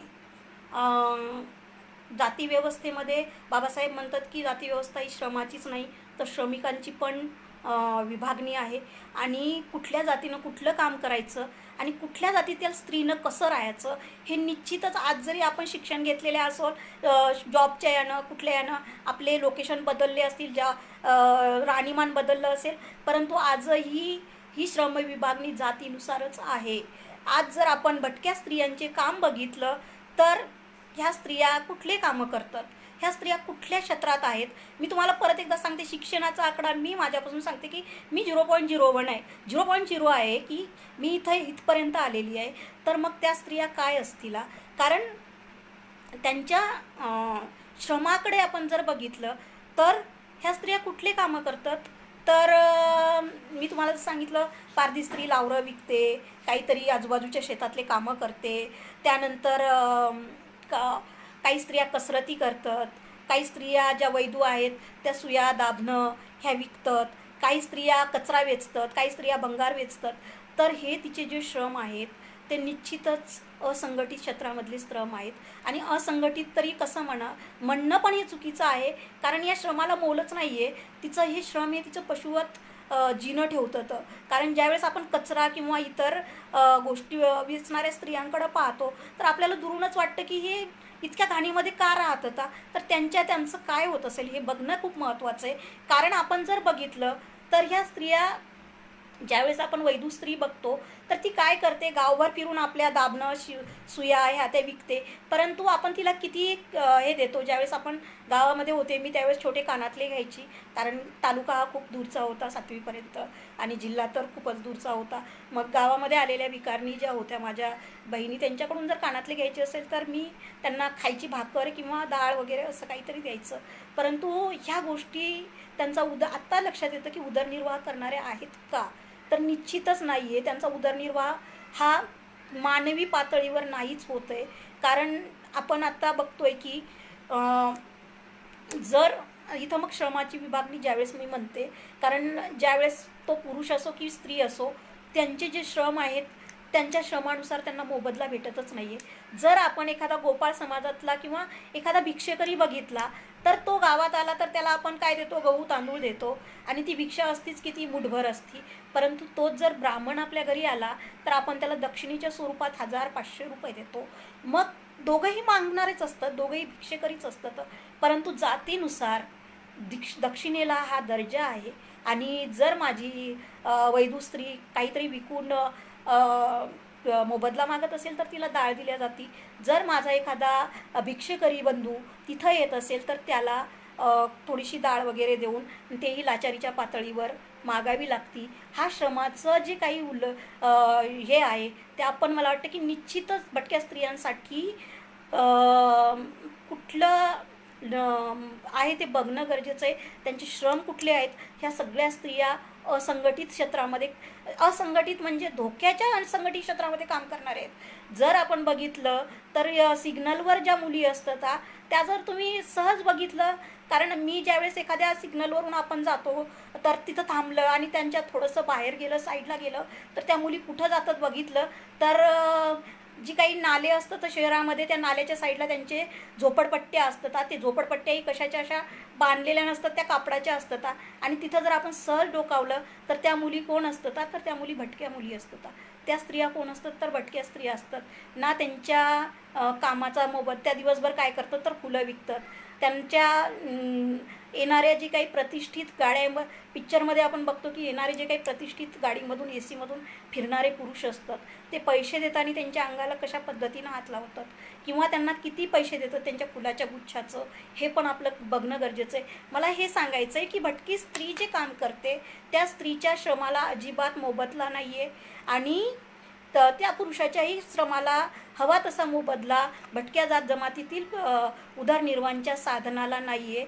म्हणून आपण बघितलं पाहिजे की स्वातंत्र्याच्या 70 वर्षानंतरही भटक्या स्त्रीच्या कामाचं किंवा श्रमाचं स्थान काय आहे. दुसरी गोष्ट मला खूप महत्त्वाचं वाटतं की आरोग्य. जसं तुम्हाला म्हटलं की भारतामध्ये मला वाटतं की एक आरोग्याचा जर आपण नंबर बघितला तो 147व्या का काहीतरी याच्यावर आपण जातो, नंबरवर जातो. जर आपण 147 नंबरला असेल आरोग्याच्या बाबतीत आणि त्याच्यात जर आपण भटके विमुक्त इन्क्ल्यूड केले किंवा भटके विमुक्तांना काढलं किंवा दलित आदिवासी या याच्यामधून काढले आरोग्याच्या क्षेत्राच्या बाबतीत, तर भारताचा नंबर निश्चितच वर जाऊ शकतो. परंतु दलित आदिवासी आणि भटक्या स्त्रिया जर याच्यातून काढल्या तर परत आपली लेवल घसरते. आपण आरोग्याच्या बाबतीत खूप मागे येऊ शकतो. मी हे स्टेटमेंट यासाठी करते कारण मी ज्या स्त्रियांच्या श्रमाचं लोकेशन सांगितलं ते श्रम सगळे घाणीची संबंधित आहेत. त्या महिला ज्या कामं करतात तर ते त्यांच्या आरोग्याची रिस्क आहे. आज जरी इतर जातीतील स्त्रिया ह्या ॲनिमिक असतील, त्यांचे जेवणाचे प्रॉब्लेम्स असतील, घरामध्ये खाण्यापिण्याच्या लिंगभावी पद्धतीनं झालेल्या जडणघडणीमुळं त्या कुपोषित असतील, हे मला मान्यच आहे. परंतु जर भटक्या स्त्रियांचं जर जगणं तुम्ही बघितलं, त्यांच्या आरोग्याचे जर प्रश्न तुम्ही बघितले तर हे खूप वेदनादायी येतं. त्या ॲनिमिक तर आहेतच, परंतु पाठ दुखणे, जसं मला एक खूप महत्त्वाची गोष्ट इथं नमूद करावं वाटते की मुक्ता साळवे ज्यावेळेस इथल्या पितृसत्तेला प्रश्न विचारते आणि त्यावेळेस ती सांगते की आमच्या स्त्रिया ह्या मांगामाराच्या स्त्रिया ह्या बाळांत झाल्याच्या नंतर कमरेला साडीचा पदर बांधत आणि लगेच उभं राहतात आणि त्या बाळांत होतं तेव्हा घर पण नसतं. तर मला वाटतं की हा प्रश्न फक्त तिनं दलित महिलांसाठीच विचारला नव्हता मुक्तानी, तर इथल्या भटक्या स्त्रियांनाही लागू होतं. कारण इथली भटक्या स्त्री, कालच आपण आजच FBला पोस्ट शेअर केली की स्त्री जी मजूर होती ती बाळांत झाल्याच्या नंतर 1 तास तिला चालावं लागलं. तर मला निश्चितच त्यावेळेस असं वाटलं मजूर आहे पण ही कुठल्या जातवर्गातून येणार आहे हे निश्चितच लोकेशन कळतं. म्हणून त्यांच्या ज्या बाईनं बाळाला जन्म दिल्याच्या नंतर ती प्रस्तुतीची नंतरची तिची जी होणारी अवस्था असती ही रुग्णालयातच पाहावत नाही, तर रस्त्यावर ती स्त्री कशा पद्धतीने 1 तास चालली असेल कोरोनाच्या काळामध्ये. यावरून आपल्याला कळतं की या स्त्रियांच्या आरोग्याच्या समस्या किती असतील. जी स्त्री तुम्ही आताही टाऊन हॉलला जरी गेले, सकाळी एक सर्वे करायला लावला होता मी माझ्या विद्यार्थ्यांना की तिथं कुठल्या बायका आहेत की झाडून काढतात किंवा पुसतात, इकडल्या तिकडल्या गोष्टी साफसफाई करतात, तर त्या बघा म्हटलं आणि त्यांचे फोटो काढा. तर निश्चितच त्या स्त्रिया ह्या भटक्या आणि दलित आणि भटक्या स्त्रिया आहेत. त्यांच्या हाताला कुठलेही ग्लोव्ज नसतात. दुसरी गोष्ट, त्यांचं कुठलंही सुरक्षा नसते त्यांच्या कामाला. आणि सगळ्यात महत्त्वाचं मी तुम्हाला जे सांगते की भटक्या स्त्रियांना कचरा जमा करतात. जर तुम्ही एखाद्या साध्या ढिगावर जरी जाऊन बघितलं की डेपोमध्ये जाऊन बघितलं, कचरा डेपोमध्ये, तर आपल्याला तिथं 4-5 लेकरं आणि बायका दिसतील. त्या जे आपल्याला नकोशा असतात गोष्टी त्या आपण कचऱ्यामध्ये टाकतो, परंतु त्याच्यामधूनच त्यांच्या हव्या असणाऱ्या गोष्टी काढतात. म्हणजे त्यांचं जगणं हे श्रम हे किती खालच्या पातळीवरचे त्यांना उदरनिर्वाहासाठी करावे लागतात हे इथं मला वाटतं की खूप महत्त्वाचं आहे. आणि याच्याशी संबंधित आपल्याला त्यांचं आरोग्य पाहावं लागेल. कारण या क्षेत्रामध्ये त्या काम करत असतील तर त्यांच्या आरोग्याचे प्रश्न हे किती बिकट असतील आणि त्यांची कुणी गणनाही करत नसेल की त्यांच्या आरोग्यावर त्याचे काय परिणाम होत आहेत किंवा कुणी बघत नसेल की या स्त्रियांचं काय होत असेल, यांना कुठले आजार आहेत, ह्या स्त्रियांचं काय होतं, यांच्यावर कुठली हिंसा होते का, हे बघायलाही कुणी नाही आहे. कारण नागरी कायदे हे फक्त आमच्यावरच्या भटक्या विमुक्तांच्यासाठी गुन्हेगारी लावणारे आहेत. आम्हाला जर आम्ही चोऱ्या केल्या तर आमच्यावर बळजुरी लादणार आहेत, आम्हाला मध्ये टाकणार आहेत, परंतु आम्हाला नागरी कायद्याचे मूलभूत अधिकार देणारे नाही आहे. नागरी कायदा हा आम्हाला फक्त कर्तव्य शिकवणारा आहे, परंतु आम्हाला फक्त आणि फक्त अनागरी राहून आमचे उदरनिर्वाह करावे लागतात. कारण ज्यावेळेस आपण दुसरी गोष्ट मी ज्यावेळेस बोलत होते की आरोग्याच्या प्रश्नासंबंधित की ॲनिमिक असणं किंवा त्यांचं जर तुम्ही काही नगरामध्ये गेल्या तर कसरतीचे खेळ करणाऱ्या बायका तुम्हाला दिसतील. तुम्हाला त्या बाईचे श्रम, आपल्याला असं वाटतं की त्या सळईतून जाते, त्यावेळेस जीव आपण मुठीत धरतो की एवढूशा सळईमधून ती तिची कंबर आणि पूर्ण शरीर कसं घालत असेल, परंतु ते त्यांना कशासाठी करावं लागत असेल. म्हणून मी सांगते की दलित आदिवासी स्त्रीपेक्षा भटक्या स्त्रीचं लोकेशन आणि श्रमाची गोष्ट ही खूप वेगळी आहे. तिला मनोरंजनाचे खेळ करावं लागतात आणि त्यासाठी तिला पूर्ण तिचं शरीर पीडादायी बनवावं लागतं. तिला तिचं शरीर लवचिक बनवावं लागतं. आणि दुसरी गोष्ट, हे शरीर लवचिक बनवत असताना मला ही पण एक गोष्ट तुम्हाला सांगावं लागते की जात कशी काम करते. कारण तिच्याकडं ज्या कला आहेत, ह्या कला तिच्यासाठी फक्त उदरनिर्वाहासाठी वापरल्या जातात, परंतु तिच्याकडं असलेली कला ही आमच्या फिल्म इंडस्ट्रीजमध्ये निश्चितच घेतली जात नाही आहे. तिचं सळईतून जाणं किंवा कडीतून जाणं हे आमच्या इथल्या सांस्कृतिक किंवा नृत्य करणाऱ्या इंडस्ट्रीजपेक्षा, स्त्रियांच्यापेक्षा खूप महत्त्वाचं आहे. आणि पण इथली इंडस्ट्रीज आम्हाला फक्त उदरनिर्वाहापुरतंच आम्हाला इथली करमणूक करण्याचं साधन समजते. आम्हाला आमच्या कलेला त्या क्षेत्रामध्ये कुठंही वाव नसतो. म्हणून आपण या स्त्रियांकडे बघत असताना त्यांचं लोकेशन काय आहे, त्यांचे श्रम काय आहेत आणि त्या कुठल्या परिस्थितीत श्रमावर उदरनिर्वाह करतात हे खूप बघणं गरजेचं आहे. दुसरी गोष्ट, मी तुम्हाला जसं सांगितलं की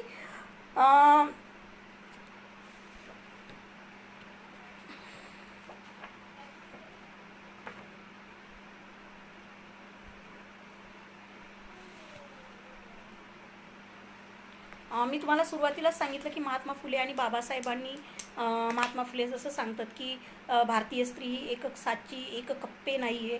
ती जाती उतरंडीमध्ये पितृसत्ता आणि जाती उतरंडीमध्ये तिचं शोषण वेगवेगळ्या पद्धतीचं आहे. तसेच बाबासाहेबही तुम्हाला आपल्याला स्त्री जातीचं प्रवेशद्वार आहे या मोठ्या सिद्धांताद्वारे भारतीय स्त्रियांच्या स्त्रीदास्याचं उकल ही जातीनुसार कशी होते हे दाखवण्याचा प्रयत्न करतात. आणि इथल्या जात पितृसत्तेची उकल मला वाटतं की करताना दिसतात. आणि ते आपल्यासाठी खूप महत्त्वाचं आहे. महत्त्वाचं यासाठी आहे की जर आपण भारतीय समाजातील स्त्रियांचं शोषण कसं होतं हे बघितलं तर उच्च जातीय ज्या स्त्रिया आहेत त्यांना घरामध्ये राहून त्या स्वतःच्या कुटुंबाच्या प्रतिष्ठेसाठी जपल्या जातात. त्यांच्या शुद्धीसाठी जपली जाते ते कुटुंबातील त्यांचं राहणं. आणि दुसरी गोष्ट, ज्या दलित आदिवासी आणि भटक्या स्त्रिया आहेत त्या श्रमासाठी त्यांना बाध्य केलं जातं. त्यांना श्रमासाठी बाहेर पडावं लागतं. अर्थातच या दोन्हीही याच्यामध्ये स्त्रियांची लैंगिकता एकीकडे बंदिस्त ठेवल्या जाते आणि दुसरीकडे स्त्रियांची लैंगिकता ही श्रमासाठी वापरली जाते आणि त्यांना तेवढा अधिकार बाहेर पडण्याचा दिसतो, परंतु तो अधिकार त्यांचं स्वातंत्र्य नसतं. हे मला वाटतं की फुले आणि बाबासाहेबांनी केलेली मांडणी आपण निश्चितच भटक्या स्त्रियांसाठी बघणं खूप महत्त्वाचं आहे.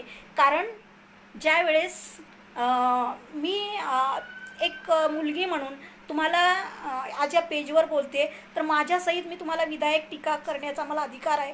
आणि मी तुमच्या जमातीतली जरी असली तरी पण मला माझ्या लोकांना सांगायला किंवा माझ्या भावंडांना सांगायला की इथल्या स्त्रियांचं शोषण तुमच्यापेक्षा निश्चितच, तुम्ही जरी भटके आहात, तुमच्या दुःखामध्ये इतर जातीय पुरुषापेक्षा तुमचं दुःख वेगळं आहे, परंतु तुमच्या दुःखापेक्षाही भटक्या स्त्रीचं दुःख निश्चितच वेगळं आहे. हे पण मला असं वाटतं, हे सांगणं मला अत्यंत गरजेचं वाटतं. कारण जेव्हा आपण भटक्या जात जमातीय स्त्रियांच्या शिक्षणाचा प्रश्न बघतो तर मी तुम्हाला सुरुवातीला सांगितलं होतं की किती भयानक प्रश्न आहे. तर खूप कमी मुली हायर एज्युकेशनपर्यंत येत होता, त्याच्यामध्येही त्यांचे खूप प्रश्न असतात. त्या किती जॉबला लागतात हे पण सांगणं कठीण आहे. कारण ज्यावेळेस आपण त्यांच्या रिझर्वेशनचा प्रश्न करतो, कारण भटक्या जमातीमध्ये जे काही जातीची वर्गवारी आरक्षणानुसार केलेली असते तिथं जागा खूप कमी निघतात आणि त्यांच्या जागेनुसार त्यांना जॉब भेटेलच ह्याही उच्च शिक्षण घेतलेल्या स्त्रियांसाठी माझ्यासहित हे उदाहरण सांगू शकते. आणि त्याच्यामुळं उच्च शिक्षण घेतलेल्या मुली जॉबला लागतील याचंही मी आज या घडीला हमी देते आणि माझ्या अनुभवात सहित नमूद करू शकते. परंतु जर आपण भटक्याविमुक्त स्त्रियांच्या शिक्षणाचा प्रश्न बघितला तर हा निश्चितच गंभीर आहे. कारण मी तुम्हाला सुरुवातीलाच म्हटलं की शाळा कुठं असते तर गावामध्ये असते. गावामध्ये कोण असतात तर मला वाटतं की सगळ्या नागरी असलेल्या थोड्याफार जाती असतात, तर मग आम्ही अनागरीच आहे, तर आमच्यासाठी शाळा कुठून येणार? आम्ही गावाच्या बाहेर असतो, आम्हाला रोज आमच्या स्त्रियांना बाहेर पडावं लागतं, इवन मुलं घेऊन काखेत जोळी बांधून आम्हाला खेळ करावे लागतात आमच्या स्त्रियांना. तर मग त्या शाळेत कुठून घालतील? आमच्या मुलींना बाहेर जावं लागतं कामासाठी, तर त्या शाळेत कितपत जातील हे पण महत्त्वाचा मुद्दा आहे. आणि त्यांच्यासाठी शाळा असतील का? कारण आपण बघितलं तर आज आपण त्यांच्यासाठी निश्चितच शाळेत शिक्षणाचे प्रश्न खूप गंभीर आहेत. त्याच्यासाठी त्यांना स्थायिक होणं खूप महत्त्वाचं आहे. आणि स्थायिक होण्यासाठी त्यांना त्यांच्या उदरनिर्वाहाची साधनं जी आहेत ते मला वाटतं की स्थायित्व देणारी हवी आहेत. आणि त्या स्थायित्वातून मग त्यांचे नागरी प्रश्न थोडेफार शिक्षणाचे प्रश्न सुटू शकतात. परंतु शिक्षणाचा ज्यावेळेस विचार करतो तर आज समाजामध्ये स्त्रियांचं शिक्षणाचं प्रमाण हवं तसं नाही आहे. कारण आपण स्त्री शिक्षणाचा जर संघर्ष बघितला तर या संघर्षामध्ये एका वेगळीच लढाई आहे. महात्मा फुले आणि बाबासाहेबांनी जे काही भटके, विमुक्त, दलित, आदिवासी आणि बहुजनांच्या शिक्षणाची लढाई लढलेली आहे, त्यातूनच आम्ही इथपर्यंत आलेलो आहे. परंतु जो भटक्या स्त्रिया आहेत त्या आजही या शिक्षणाच्या याच्यामध्ये हव्या तशा प्रमाणात आलेल्या नाही आहेत. कारण या समाजामध्ये त्यांचे उदरनिर्वाहाचेच प्रश्न सुटलेले नाहीत. कारण सकाळी केलेली मेहनत हे त्यांना संध्याकाळसाठीच अन्न असतं. तर मग त्या सगळ्या याच्यामध्ये शाळेत जायचं कसं? कारण महत्त्वाचं यासाठी असतं की जिथं राहते ती स्त्री तिथून शाळा खूप दूर असते. आणि त्या शाळेत पालापासून, त्या वस्तीपासून, याच्यापासून ती ज्यावेळेस जाते तर ते तिच्यासाठी निश्चितच खूप अवघड परिस्थिती असते. जनाबाई गिरे आपल्या मरणकळा याच्यामध्ये त्यांचा अनुभव नमूद करतात. ते निश्चितच दुःखदायक आहे की ज्यावेळेस त्या त्यांचे वडील त्यांना याच्यासाठी शाळेत घेऊन जातात त्यावेळेस त्यांचे शिक्षक आणि मुलं एकीकडं होतं आणि ही मुलगी शिकायला येते का, हा प्रश्न ते उभा करतात. आणि त्यांना साईडला उभं राहावं लागतं. म्हणजे गावातील रचनेची भटक्या स्त्रियांच्या मुलीच्या याच्याकडं बघण्याचा दृष्टिकोन काय पालावरच्या स्त्रीकडं, हे पण महत्त्वाची गोष्ट आपल्याला नमूद करावी लागेल. त्यांना म्हणजे त्यांना माणूसच मानतात का नाही? कारण ज्यावेळेस जनाबाई गिरे सांगतात की माझं पोलकं घातलेलं असतं, नाक जे असतं ते असं त्या हे करून आलेले असतात, त्यांचा जो राहणीमान आहे त्यांच्याकडे बघून खूप प्रश्न तिथल्या मुलांना पडलेले असतात, विद्यार्थ्यांना. तर मग त्यांच्यासाठी जनाबाई गिरेंसाठीची जी मरणकळामधली स्त्री शिक्षणाचा जो संघर्ष आहे तो जर आपण वाचला तर तो खूप संघर्षमय आहे. तर मग तीच अवस्था अजूनही मला वाटते की भटक्या, विमुक्त आणि स्त्रियांची आहे. कारण त्यांच्यासाठी त्यांच्या जगण्याचे प्रश्न महत्त्वाचे आहेत, त्यांचं पोट भरणं महत्त्वाचं आहे. आणि त्यामुळं त्यांच्या शिक्षणाचं जे आहे तर ते त्यांच्यासाठी दुय्यम आहे. कारण आपण बघतो की त्यासाठी आपलं प्रबोधन महत्त्वाचं आहे. कारण सरकारने ज्या भटक्या विमुक्तांच्या किंवा पालावर राहणाऱ्या किंवा वस्तीवर राहणाऱ्या विद्यार्थिनीसाठी ज्या आश्रमशाळा काढलेल्या आहेत तर त्या आश्रमशाळाची जर आपण अवस्था बघितली, मी तुम्हाला पहिलं सांगितलं की भटक्या समाजातील स्त्री जेव्हा बघतो मला असा प्रश्न पडत होता की काय सांगू एक्झॅक्ट लोकेशन किंवा काय बोलू, कारण खूप गुंतागुंत आहे सगळ्या प्रश्नाची तिच्या. कारण ही गुंतागुंत निश्चितच खेददायक आहे. कारण ज्यावेळेस आपण आश्रमशाळांचा मुद्दा बघतो तर गेल्या वर्षीच्या तुम्ही रिपोर्ट्समध्ये आश्रमशाळेची नोंदणी बघितली तर आश्रमशाळामध्ये असणाऱ्या ज्या काही भटक्या आदिवासी स्त्रिया मुली येतात त्या त्या मुलींवर झालेले लैंगिक अत्याचाराचे रॉकेट जे आहेत ते तुम्हाला निश्चितच अस्वस्थ करणारे ती रिपोर्ट आजही माझ्याकडे आहेत की जर आदिवासी किंवा या भटक्या मुली या पालावरल्या या शाळेत जात असतील आणि त्यांच्यावर अशा पद्धतीचे अत्याचार होत असतील तिथल्या शिक्षकाकडून असो किंवा तिथल्या ज्या सिस्टीम आहे त्या सिस्टीमकडून किंवा अदर कोणाकडून, तर ते अत्याचार त्यांच्या शिक्षणाला किती घातक ठरलेले असतील, त्यांचं माणूसपणच तिथून हिरावं घेत असेल. मग त्या आश्रमशाळेतून त्या मुलीला बाहेर पडणं किंवा शिक्षणाच्या प्रवाहामध्ये येणं या अत्याचारासहित कितपत शक्य आहे हे महत्त्वाचं मला वाटतं. म्हणून त्यांना जी सुरक्षा आहे हिंसेच्या बद्दलची ही मला वाटतं की आपण देणं खूप महत्त्वाचं आहे. मी तुम्हाला पहिलेही म्हटलं की आज माझ्यासारख्या नगरामध्ये राहणाऱ्या स्त्रिया सुरक्षित नाहीत, तर भटक्या स्त्रियांच्या सुरक्षेचे प्रश्न खूप गंभीर आहेत. आश्रमशाळेमध्ये त्यांच्यावर होणारे अत्याचार जर आपण बघितले तर मला वाटतं की त्या किती केसेस समोर येतात हे पण बघणं गरजेचं आहे. गेल्या वर्षीच्या जे केसेस आपल्या समोर आल्या होत्या तो एक ती एक घटना असेल, परंतु ह्या मुली बोलतात पण किती आणि कायद्यापर्यंत जातात पण किती, हे पण बघण्याचं मला वाटतं की महत्त्वाचं आहे. त्याच्यामुळं ज्यावेळेस आपण भटक्या विमुक्त स्त्रियांच्या शिक्षणाचा प्रश्न करतो त्यावेळेस आपल्याला खोलवर जाऊन त्याच्या सगळ्या बारकाईनं गोष्टी बघणं आहे. कारण जेव्हा आपण शहरामध्ये मध्ये नाल्याच्या साईडला किंवा स्लम एरियामध्ये पालं टाकून ज्या कुटुंब राहतात, तेथील किती मुलं मुली हे तिथल्या जवळच्या असलेल्या शाळांमध्ये जातात हे बघणं गरजेचं आहे. कारण आपण शहराची जर रचना बघितली, तिथल्या शाळेची जर रचना बघितली, तर आज सगळीकडे खाजगी शाळा आहेत, तिथं जिल्हा परिषद शाळाही नाहीत. आणि जिल्हा परिषद शाळा नसतील तर भटक्या विमुक्त स्त्रियांच्या पोटाचेच प्रश्न आहेत. तर मला वाटतं की त्या स्त्रियांच्या लेकरांच्या शाळेमध्ये जाण्याचे गोष्टी किती लक्षात घेतल्या जात असतील. कारण आज आपल्या खाजगीकरणाने ज्या लोकांकडे थोडेफार उदरनिर्वाहाचे साधनं आहेत, जे काहीतरी करू शकतात, त्यांचेच प्रश्न सुटत नाही शिक्षणाचे खाजगीकरणामुळं. तर ज्यांच्याकडं कुठलंही वरकड नसतं, ज्यांच्या जगण्याचेच प्रश्न सुटले नाहीत, तर त्यांचे मुलं हे शाळेत कसे जाऊ शकतात. आणि ज्या मुली भटक्या विमुक्त स्त्रिया मुली आश्रमशाळेत जात असतील तर त्यांच्यावरच्या अत्याचाराची नोंद आपण कितपत घेतो आणि त्यांना मुक्तिदायी शिक्षण किती भेटतं हे पण मला वाटतं की बघणं गरजेचं आहे. दुसरी गोष्ट, जेव्हा ही स्त्री थोडंफार शिक्षण घेऊन, जसं आपण बघतोय की आमच्यासारख्या मुली असो, जनाबाईसारखी स्त्री असो किंवा इतर काही आमच्या ज्या काही भगिनी आहेत शिक्षण घेत होता, परंतु त्यांचा संघर्ष किती मोठा असेल ते महत्त्वाचं बघणं महत्त्वाचं मला वाटतं की गरजेचं आहे. आणि शिक्षणासाठी त्यांना सगळ्यात महत्त्वाच्या देणाऱ्या सुविधा किती आहेत हे बघणं गरजेचं आहे. कारण आज जर आपण जिल्हा परिषदच्या शाळेची अवस्था बघितली, गावाच्या बाहेर असतं तर त्या गावामध्ये त्या शाळाच बंद होत आहेत.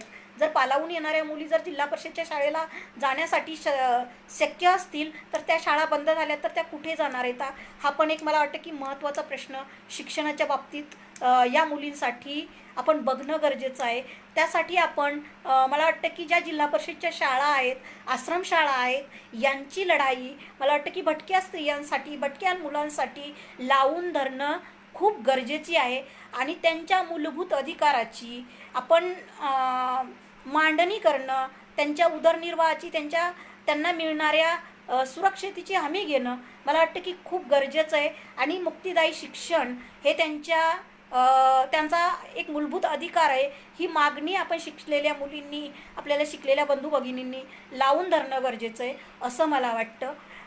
दुसरी गोष्ट, मी तुम्हाला जे सांगितलं की नागरीकरणाचे त्यांच्या प्रश्न आहेत, उदरनिर्वाहाचे प्रश्न आहेत, त्यांच्या हिंसेचे जर मुद्दे बघितले तर त्यांच्यावर होणाऱ्या हिंसा या इतर जातीयांकडून असो किंवा शहरामध्ये होणारे त्यांच्याकडून त्यांचं शोषण असो, ते कुठेही असो, फुटपाथ असो, सिग्नल असो, पालावर असो, कुठेही असो, त्यांच्या शोषणाचे आणि हिंसेवर त्यांच्यावर होणारे अन्याय हे मला वाटतं की निश्चितच गंभीर स्वरूपाचे आहेत आणि त्यांची नोंद कुठंही होत नाही आहे. त्यासाठी मला वाटतं की आपण याच्यासाठी जनजागृती करणं आणि त्यांना शिक्षणाच्या मुख्य धारेमध्ये आणणं. मी नाही म्हणत की लगेच त्यांना हे लागू करायला पाहिजे की आपण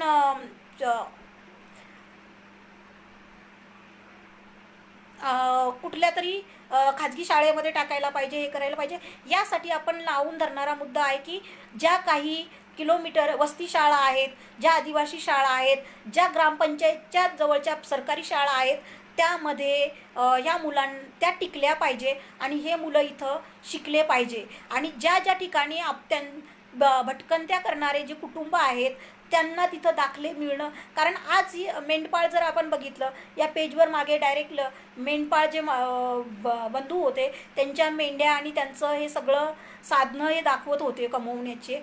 परंतु त्यांची जी भटकंती आहे, त्यांची जे मुलं येतं ज्या गावात जातात त्या गावामध्ये त्यांना प्रवेश भेटणं गरजेचं आहे. कारण मी सकाळीच रामनाथ चव्हाणांच्या बिनचेहऱ्याची माणसं हे वाचत होते, त्यावेळेस त्याच्यामधली एक स्टोरी अशी आहे की ते सांगतात की आता माझ्या मुलीला मला कामासाठी बाहेर जायचं आहे आणि मुलीच्या शिक्षणाचं काय होईल. तर जेव्हा मास्तर सांगतो की दसऱ्याला परीक्षा होते आणि तुम्ही दसऱ्याला मुलीला घेऊन या, तर म्हणजे ते कामाला घेऊन जातात आणि दसऱ्याला मुलीला शिक्षणासाठी परीक्षेसाठी घेऊन येतात. ही कितपत मला वाटतं की शिक्षणाच्या प्रवाही असण्याची खेदजनक गोष्ट आहे की फक्त जिथं गेले तिथं त्यांना प्रवेश भेटणं गरजेचं आहे, की त्यांचे दाखले काय आहेत, त्यांच्या दाखल्यांची सोय व्हायला पाहिजे. त्यांना जिथं ते कामासाठी जातील त्या वस्ती शाळेवर त्यांच्यासाठी सुविधा मला वाटतं की करणं गरजेचं आहे. म्हणून सगळ्यात महत्त्वाचा, मी ज्यावेळेस भटक्या स्त्रियांच्या प्रश्नाची चर्चा करते तर मला स्त्री शिक्षणाचा प्रश्न या स्त्रियांचा खूप महत्त्वाचा वाटतो. कारण आपण बघतो की शिक्षणाने तुम्हाला खूप काही बदल घडवता येतात. आज जरी आपण बघत असलो की समाज नक्कीच मागे असेल, परंतु या समाजातल्या मुलं काही प्रमाणात पुढं येत असले तर शिक्षणामुळंच येत आहेत. जे काही नोकऱ्यामुळे लागत असतील, त्यांना आत्मभान येत असेल तर ती शिक्षणामुळंच येतं आहे. म्हणून मला वाटतं की ही शिक्षणाची मागणी आपण लावून धरणं खूप महत्त्वाची आहे. त्यासाठी आपल्याला सगळ्या भान असणाऱ्या काम करणाऱ्या मुलींना ती शिक्षणाची लढाई आपल्याला आपल्या समाजासाठी आणि या सगळ्यांसाठी लावून धरणं खूप गरजेची आहे. दुसरी गोष्ट मी तुम्हाला ज्याप्रमाणे म्हटले की महात्मा फुले आणि बाबासाहेबांनी जी काही स्त्रियांच्या शोषणाची उकल केली की मीमांसा केली, तर भटक्या विमुक्त स्त्रियांच्या जातीमध्ये असलेले प्रश्न, जातीतून होणारं त्यांचं शोषण, मी निश्चितच मला वाटतं की हा मुद्दा माझ्यासाठी महत्त्वाचा आहे.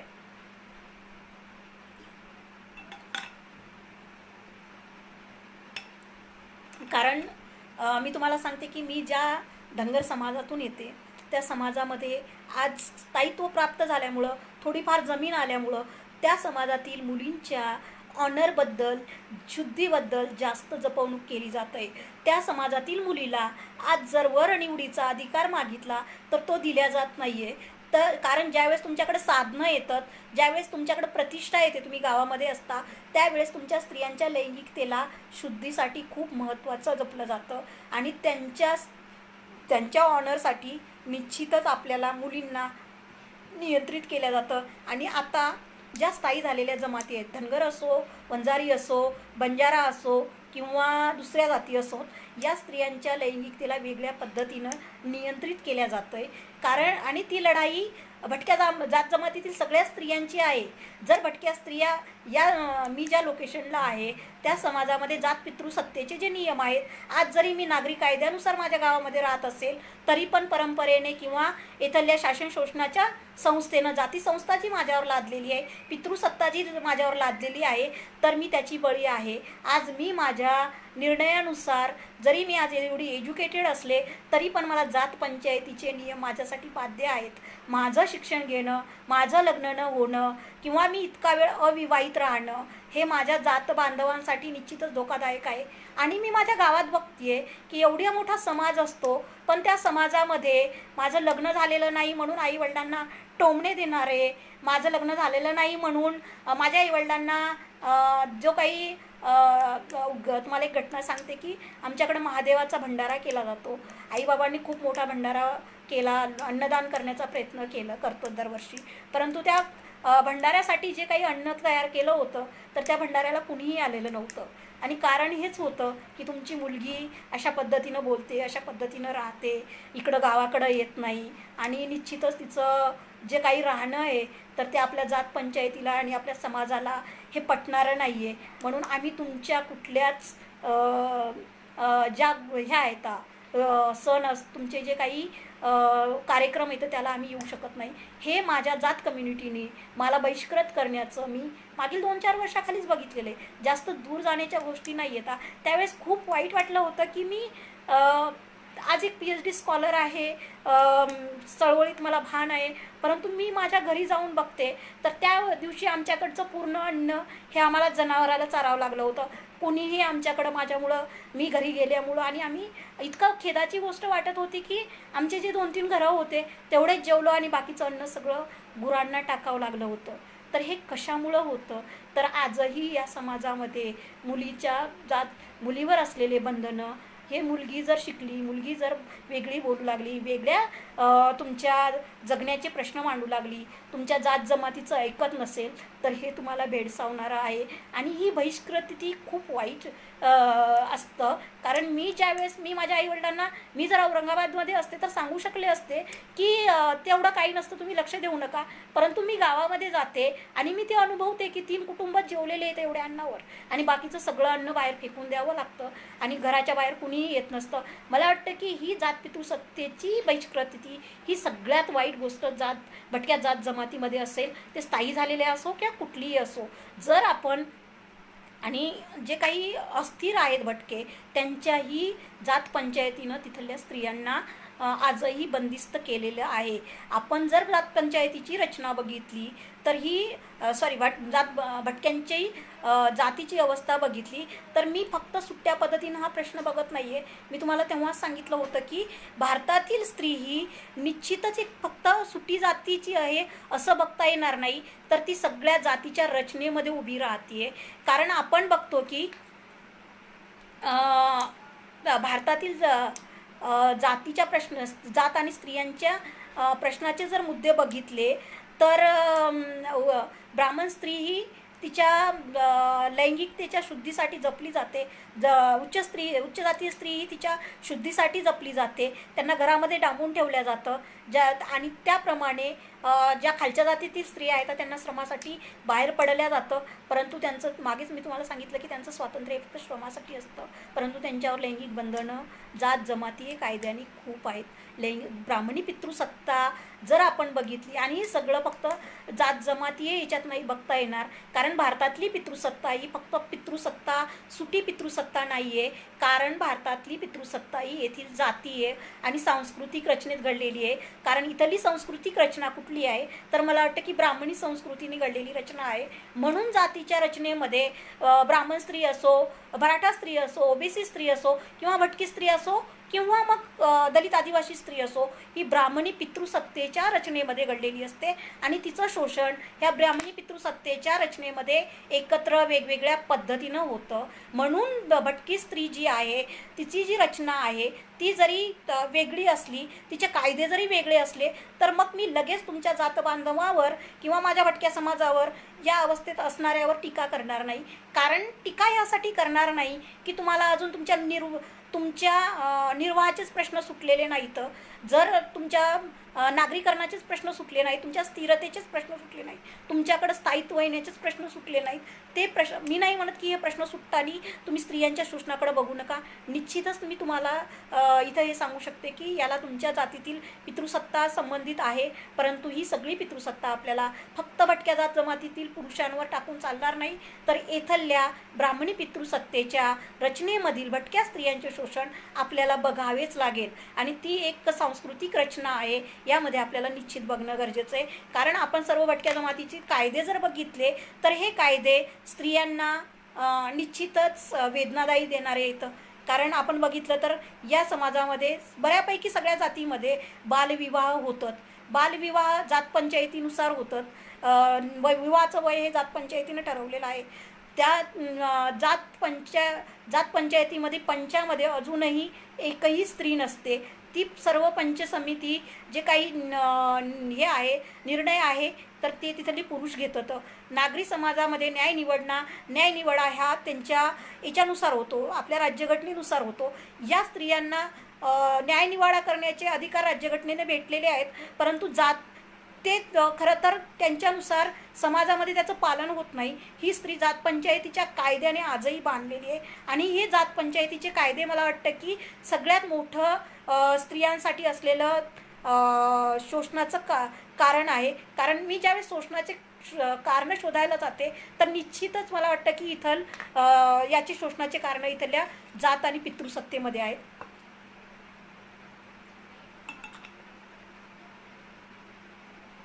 कारण या समाजामध्ये असलेला बहुपत्नीत्वाचा एक जो काही प्रश्न आहे, तर आपण बघतो की ब्राह्मण स्त्रियांना पुनर्विवाहाचा 19 शतकामध्ये हे नव्हता, हक्क नव्हता. परंतु नंतर त्यातूनच ते विधवा प्रश्न आले, त्यातूनच सतीप्रथा आली आणि हेच ते प्रश्न असले त्या जातीसाठी आहेत. परंतु भटक्या विमुक्त जातीमध्ये जर आपण पुनर्विवाहाचे प्रश्न बघितले तर त्या स्त्रियांना पुनर्विवाह करण्याची संधी आहे काही जातीमध्ये नाही आहे. परंतु मग तिच्या परत तो प्रश्न तिच्या योनिसूचितेभोवती, तिच्या शुद्धीभोवती फिरताना दिसतो की ती स्त्री शुद्ध आहे का लग्न झाल्याच्या नंतर. मी तुम्हाला हे सांगत होते की या जात पंचायतीचा नुसार तिला पुनर्विवाह करण्याचा निर्णय नाही आहे, परंतु या पुरुषांना पुनर्विवाह करण्याचा निर्णय ही जात पंचायत देताना दिसते किंवा अधिकार जात पंचायत देताना दिसते. मग तो बालविवाहाचा हक्क आहे तो तिच्याकडे नसतो, तेही पंच ठरवतात, घरातील व्यक्ती ठरवतात, किंवा पुनर्विवाह करायचा हेही तिच्या हातामध्ये नसतं. त्याच्यामुळं आपण आणि ती नागरी कायद्याचा ॲडल्ट होण्याचा किंवा मलाही वर निवडण्याचा किंवा मलाही पुनर्विवाह करण्याचा हा जो हक्क आहे तर ते हक्क आजही या जात पंचायतीनुसार ती मागू शकत नाही, कारण तिला नागरी कायदा आजही मला वाटतं हवा त्या प्रमाणामध्ये उपभोगता येत नाही घटनेनं दिलेला. कारण तुम्हाला मागे बघितलं असेल की एक कंजारवाट समाजातील एक प्रथा होती की त्या समाजामध्ये लग्नाच्या आदल्या दिवशी का काय दुसऱ्या दिवशी पती पत्नींना त्या एका खोलीमध्ये त्या मुलीला ती पवित्र आहे का नाही याचा पुरावा दिला जातो. आणि तो पुरावा मला वाटतं की निश्चितच 21व्या शतकातील मुलीसाठी तिची पवित्रता जपणं मागणारा पुरावा हा निश्चितच मला वाटतं की वाईट आणि खेदजनक आहे. परंतु त्या जात पंचायतीचे ते नियम असल्यामुळे आपल्याला या कंजरवाट समाजातील मुलींचे प्रश्न जात पंचायतीने कसे बांधील आहेत हे पण बघणं गरजेचं आहे. कारण बाबासाहेब आणि फुले बाबासाहेब म्हणतात ज्यावेळेस सांगतात की येथील स्त्रियांचं शोषण स्त्रियांना नियंत्रित कशा केलं आहे तर आमच्या स्त्रिया आणि दुसऱ्यांच्या स्त्रिया आमच्या स्त्रिया या आम्ही सांभाळायच्या म्हणजे काय करायचं तर तिचं जातीबाहेर लग्न नाही करायचं, तिला जातीबाहेर विवाहाचा अधिकार नाही आहे, तिला इतर पुरुषाच्या जातीतील परपुरुषासोबत बोलण्याचा अधिकार नाही. कारण तिनं जर जाती बाहेरच्या परपुरुषाशी जर तिनं बोलत राहिली किंवा तिचे संबंध आले तर आमच्या जाती व्यवस्थेला धक्का लागण्याचा प्रश्न इथं उपस्थित होऊ शकतो. त्याच्यासाठी तुमची योनिसूचिता किंवा तुमचं पावित्र्य हे आमच्यासाठी खूप महत्त्वाचं ठरतं. आणि ही योनिसूचितेचे मुद्दे मला वाटतं की बाबासाहेबांनी ज्या पद्धतीनं उकल करून दाखवलेली आहेत आणि या सगळ्या योनिसूचितेच्या भोवती जातीची जी रचना आहे ती कशी टिकती ही आपण बघितली पाहिजे. आणि त्याचंच उदाहरण मला वाटतं की पावित्र्याच्या संकल्पना, शुद्धीच्या संकल्पना ह्या कंजारवाट समाजामध्ये आहेत आणि त्या आजच्याही तरुणी मोडण्याची प्रयत्न करतायत. परंतु हे मोडण्याचा प्रयत्न ज्यावेळेस त्या मुलींनी केला तिथले आपण घटना बघितलीच आहे की तिथं काही अनिसचे आणि काही कार्यकर्ते गेले आणि या गोष्टी सोडण्याचा प्रयत्न तेथील मुलींना सांगू लागले किंवा त्या समाजातील मुली करत होत्या. माझ्यासारखे शिकलेल्या मुली तिथं मोडण्याचा प्रयत्न करत होता, परंतु त्यांना जात पंचायतीनं बहिष्कृत केलं. मला वाटतं की एखाद्या कुटुंबातला जात पंचायतीनं बहिष्कृत करणं हे त्यांचा आत्मसन्मान आणि त्यांचं जे काही माणूस म्हणून असण्याची जी गोष्ट आहे ते हिरावून घेणारं आहे. म्हणून मला वाटतं आणि त्यांचं एकतर आपण बघतो की तुमचं बहुजन असणं, तुमचं दलित आदिवासी असणं आणि त्याच्यातल्या तुमचं भटकं असणं हे परात्मीकरणाचं असतं. आपल्याला असं वाटतं की माझं भटकं असणं हे मला रूढी परंपरा आणि धर्मानंच दिलेलं आहे आणि मी त्याच्यानुसारच वागतो, हे माझं झालेलं मला जे भेटलेलं दुःख आहे तर हे असंच असतं. एकतर या परात्मीकरणामधून आम्ही घडत असतो आणि या घडण्यामधून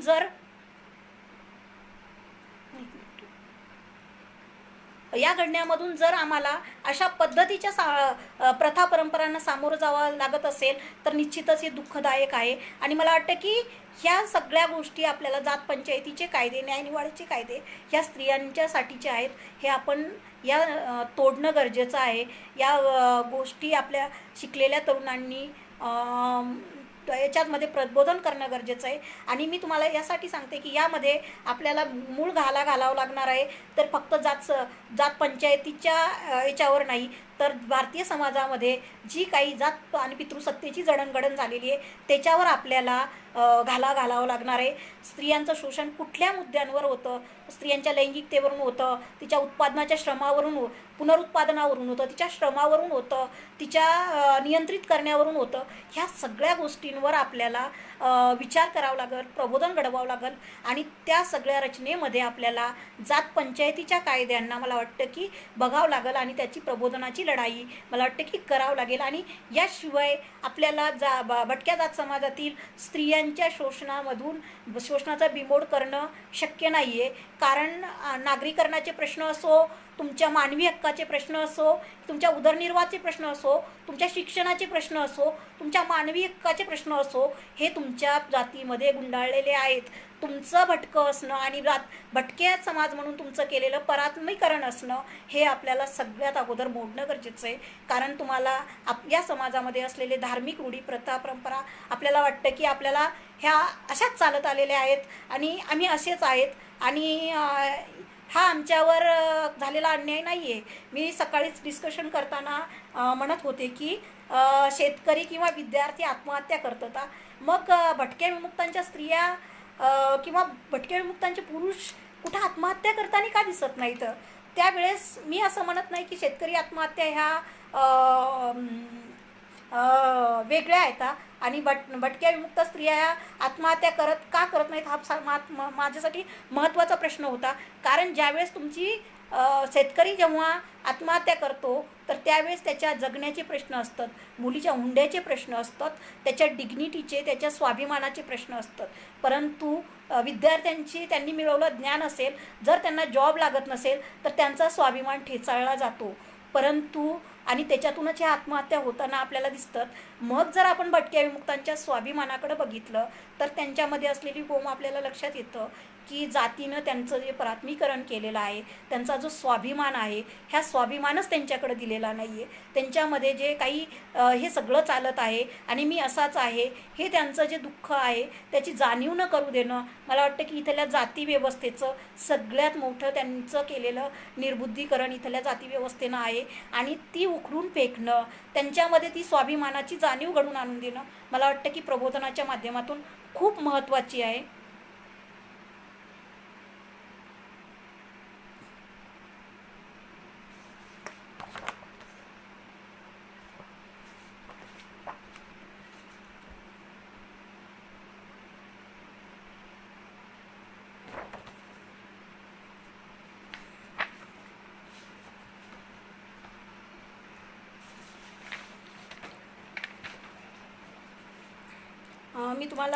मला थोडंसं हिंसेच्या परत मी हिंसेवर बोलते की हिंसा ही जात जमातीय स्त्रियांवर होणारी निश्चितच महत्त्वाची आहे, वाईट आहे, खेदजनक आहे. कारण ज्यावेळेस तुम्ही मथुरा केस बघता, मथुरा केसमध्ये ती स्त्री मी तुम्हाला पहिलंच सांगितलेलं आहे की भटकी स्त्री जरी वेगळी असेल साधनांच्या बाबतीत, शिक्षणाच्या बाबतीत, तिचं जे स्थान आहे ते दलित आदिवासी स्त्रीपेक्षा निश्चितच वेगळं आहे. शोषण समांतर आहे, परंतु ती गावगाड्यामध्ये नसल्यामुळं ती निश्चितच वेगळी आहे. तुम्ही जर भटक्या स्त्री आदिवासी स्त्री मथुरा होती, तिचं जर केस बघितली असेल तर त्या केसमध्ये तिच्यावर रेप होतो, तिच्यावर चोरीचा आरोप केला जातो आणि तिला तेथील पोलीस याच्यामध्ये टाकतात, जेलमध्ये टाकतात किंवा पोलीस स्टेशनला नेतात आणि रात्रभर तिला पोलीस स्टेशनला ठेवतात. तर ते पोलीस स्टेशनमध्ये तिच्यावरती पोलीस हे तिच्यावर अत्याचार करतात आणि नंतर दुसऱ्या दिवशी तिला सोडून देतं, तिच्यावर चोरीचा आरोप घातला जातो. परंतु त्यावेळेस ती सांगते की इथली पोलिसांनी माझ्यावर अत्याचार केलेला आहे, तर त्याच्याकडे कुणी गंभीर रीतीनं पाहिल्या जात नाही आहे. कारण काय आहे तर भटक्या विमुक्त स्त्रिया, आदिवासी स्त्रिया ह्या अशाच असतात, ह्यांची लैंगिकता ही वापरण्यासाठीच असते. हे जे समाजानं आणि इतर जाती यांनी केलेलं आपल्याच्या पोटी सामान्यीकरण आहे, हे मला वाटतं हिंसेच्या पातळीवर आपण खूप बघणं गरजेचं आहे. कारण आपण जर बघितलं तर भटक्या स्त्रियांच्या अंगाला हात लावणे, त्यांचा विनयभंग करणे, पोलीस स्टेशनमध्ये त्यांच्यावर होणारे गुन्हे, त्यांच्यावर होणारे लैंगिक अत्याचार यांचं सामान्यीकरण केल्या गेलेलं आहे. म्हणून आपण त्यांच्यावर होणाऱ्या हिंसेकडं खूप महत्त्वाच्या पद्धतीनं बघणं गरजेचं आहे. आणि ही हिंसा ती कशी रोखल्या जाईल हे आपण निश्चितच मला वाटतं की सांगणं गरजेचं आहे. मी तुम्हाला जाता जाता मला वाटतं की बराच वेळ झाला आहे, थोडंसं पसरट बोलले, कारण जात पितृसत्ता आणि स्त्री बोलताना मी थोडंसं भटकी स्त्रीचं लोकेशन काय आहे साठी महत्त्वाचं वाटलं, कारण जो समाज नागरिक झालेला आहे त्या समाजातही आज जात पितृसत्तेचे प्रश्न इतके भयंकर आहेत, तर हा समाज अजून नागरी नाही आहे, याच्याकडं सेटलमेंटसाठी कुठलेच साधनं नाही. तर आज जर आपण घरकुलाची योजना बघितली तर कुठलीही घरकुलाची योजना त्यांच्याकडं नाही आहे. आज जर कोरोनाच्या काळामध्ये सगळ्यात कुठला समाज पिचला जात असेल तर आम्हाला घरच नाही राहायला.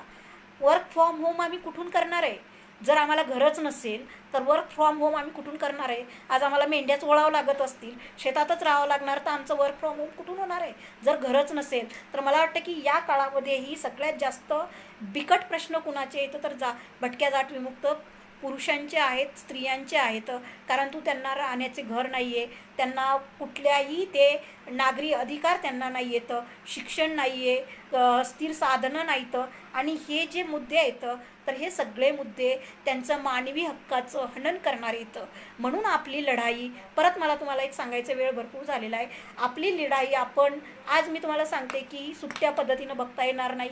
बाबासाहेब आणि फुल्यांनी ज्या पद्धतीनं जाती संस्थेची, जाती प्रश्नाची, बैतल्या जाती पितृसत्तेची उकल केलेली आहे, त्या उकलकडं जात पंचायतीच्या दायऱ्यामध्ये जातीच्या याच्यामध्ये भटका पुरुष आणि स्त्री, भटक्या स्त्री पुरुषांची शोषण कसं होतं त्या उकलीमधून आपल्याला बघावं लागणार आहे, त्याच्यामधून प्रबोधन करावं लागणार आहे. पहिले आपल्याला मानवी हक्काचे प्रश्न सोडवावं लागणार आहेत, आपल्या शिक्षणाचे प्रश्न सोडवू लागणार आहेत. आमची वेगळ्या पद्धतीनं अदृश्य स्वरूपाची पण भयानक होणारी हिंसा जी कुठंही गणल्या जात नाही आहे ती आपल्याला दृश्य स्वरूपात आणणं गरजेचं आहे. माझ्यासारख्या जे शिकलेल्या मुली आहेत, जे काही समाज आहे, त्यांनी आपल्या प्रश्नाकडं मला वाटतं की निश्चित अगोदर बघणं गरजेचं आहे. हे सगळे प्रश्न मला वाटतं की एक गुंतागुंतीचे आहेत आणि आपण ते एकत्रित पद्धतीनं घेऊन सोडवणं गरजेचं आहे सगळ्या पातळीवर. आणि यासाठी आपल्याला मला वाटतं की निश्चितच महत्त्वाचं आहे की आपल्याला चळवळीशी जोडून घेणं गरजेचं आहे. कारण आपण जर आज बघितलं तर आपल्या समाजातील किती मुलं मुली, मी हे नाही म्हणत की आपण कुठं आहोत, आपलं एक्झॅक्ट लोकेशनच गावाबाहेर आहे, अजून आपण शिक्षणाच्या याच्यामध्येच आले नाही, तर आपलं लोकेशन बाहेर आहे, तरी पण आमच्यासारखे जे पुढारलेले किंवा शिकलेले लोक आहेत त्यांनी मला वाटतं की फुले आंबेडकरी चळवळीशी जोडून घेणं गरजेचं आहे. आपल्या शोषणाचं जे भान आहे ते आपल्याला त्याच चळवळीमधून भेटणार आहे. आपल्या प्रश्नाची उकल मला वाटतं की याच चळवळीमधून होणार आहे. आणि म्हणून आपण सगळ्यांनी आपलं जे झालेलं परात्मीकरण असेल किंवा आपल्या जे शोषणाचे प्रश्न असतील तर या चळवळीमध्ये जाणं गरजेचं आहे, आपल्या सहित प्रबोधन करणं गरजेचं आहे आणि या प्रश्नासोबत लढणं गरजेचं आहे. मला वाटतं की खूप वेळ बोलले मी, थोडं पसरट आहे, पण गरज होती. सिद्धांत तर सगळेच सांगणार होते, पुस्तकातही वाचणार होते, पण मला वाटतं की हे सगळं साधं बोलणं माझ्यासाठी महत्त्वाचं होतं. जर तुमचे काही प्रश्न असतील तर तुम्ही विचारू शकता.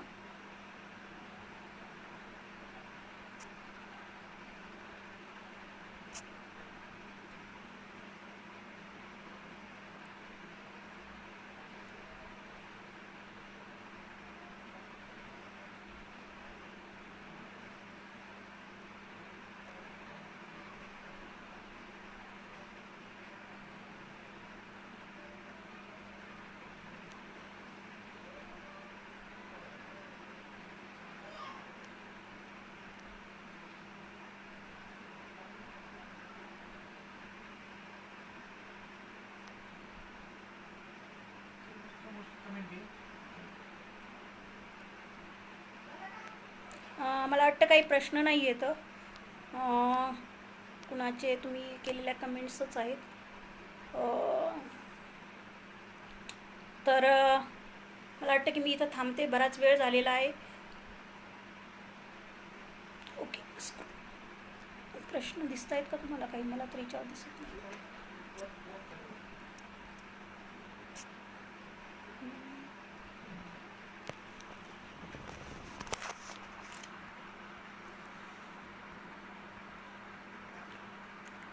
मला असे प्रश्न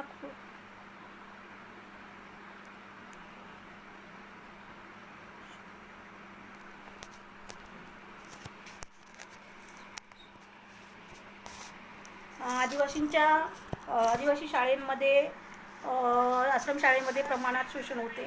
मला वाटतं हा मैत्रीण शुभांगीचा एक प्रश्न आहे. तर निश्चितच होते आणि मी तुम्हाला सांगितलेलं आहे की तिथं कुठल्याही पद्धतीची सुरक्षितता नसते. पुण्याला एक वर्कशॉप झालं होतं की त्या वर्कशॉपमध्ये त्या मुलांना बोलवलं होतं आणि त्यांना लिहायला लावलं होतं की तुमच्या शाळेचं हे करा, वर्णन करा. तर तिथं त्या मुलींनी मांडलं होतं की मला थंड पाण्याची खूप हे होते, भीती वाटते, आंघोळ करावी वाटत नाहीत. मला वाटतं की ती त्या शाळेमधली सुरक्षितता आणि मला त्या मुलीनं जी एक गोष्ट सांगितली होती की माझा जो काही एक काम करणारा तिथला त्यांचा सेवक आहे तो जवळ आल्याच्या नंतर मला खूप भीती वाटते. मला वाटतं की तिची जी भीती आहे तर निश्चितच आपल्याला वेदनादायी आहे, कारण तिला कुठल्या पद्धतीला सामोरं जावं लागतं हे तिथं बघावं लागणार आहे. ती बालवयामध्ये असलेली मुलगी या असा प्रश्न करत असेल की मला कोणी हात लावला तर भीती वाटते, तर ती ती त्या तिथल्या शाळेमध्ये लैंगिक अत्याचाराला तर सामोरं जात नसेल ना, हा त्याच्यातून निघणारा एक निष्कर्ष आहे असं मला वाटतं.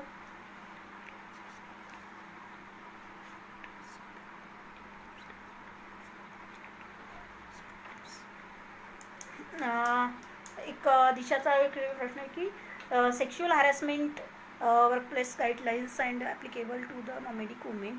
मला वाटतं की सेक्शुअल हॅरॅसमेंटचा जो हे आहे कायदा आहे वर्क फॉर ते की समिती आहे ती काही कामाच्या ठिकाणी स्त्रियांचा होणारा लैंगिक छळ हे आहे, परंतु असंघटित क्षेत्रामध्ये ज्या स्त्रिया आहेत त्यांना कितपत, कारण संघटित क्षेत्रामध्ये आपल्यासारख्या विद्यापीठी आहे आणि कॉलेजीय मंडळामध्ये राहणाऱ्या स्त्रियांना सेक्शुअल हॅरेसमेंटची जी केस टाकावं लागते त्यावेळेस आम्हीच खूप विचार करतो आणि असंघटित क्षेत्रामध्ये राहणाऱ्या ज्या मुली आहे स्त्रिया आहेत त्यांच्या केसेसची किती दखल घेतल्या जाते हे पण बघणं गरजेचं आहे.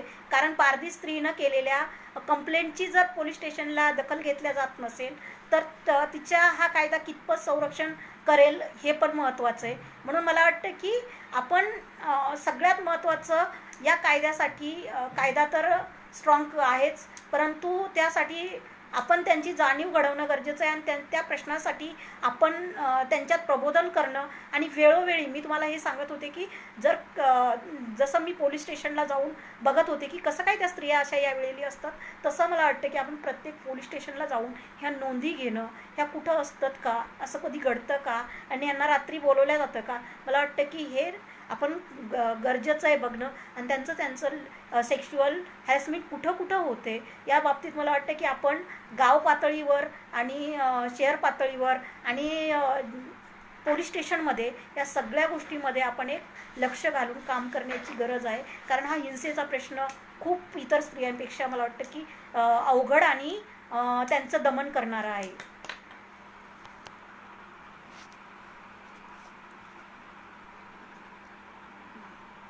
प्रबोधन तर होणारच आहे, प्रबोधनाची गरज आहे.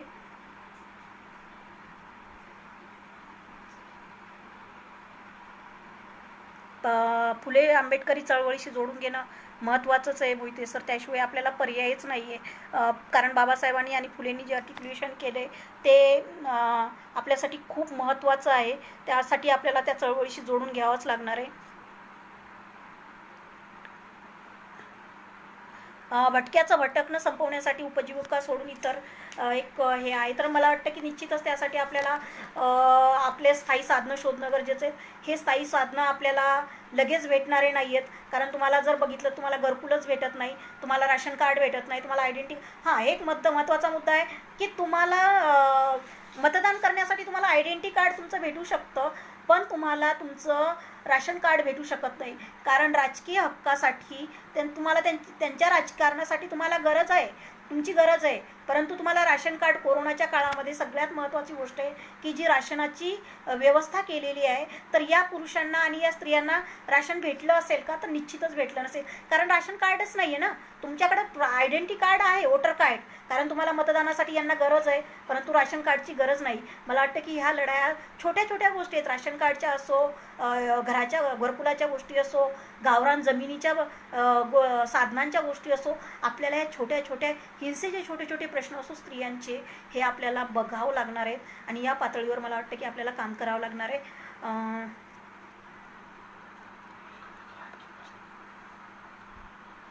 मला वाटतं की मी इथं थांबते. दिशा आणि आरती, परत एकदा तुमचे धन्यवाद. वर स्टोरीज अवर व्हॉइस हे निश्चितच मला वाटतं की खूप एकीकडं आनंददायी पण होतं की मग आपला आवाज आहे, परंतु हा आवाज जो होता तो खूप संघर्षाचा होता. कारण मागच्या ज्या माझ्या मैत्रिणी बोलल्या तर त्यांचं बोलणं बघून मला कारण मी पहिली वेळेस ह्या सगळ्या स्त्रिया एकत्र येऊन बोलत होत्या एका याच्या आवाजामध्ये हे ऐकलेलं आहे. कारण मी आत्तापर्यंत एका भटक्या जात विमुक्त स्त्रिया एका स्टेजवर येऊन बोललेल्या हे माहिती नाही, ऐकलेलं नव्हतं. मला वाटतं की परत हे आपलं एकत्र येणं आणि फुले आंबेडकरी चळवळीला जोडणं खूप गरजेचं आहे. काम करत राहू, सोबत आहे. धन्यवाद. बंद करतो.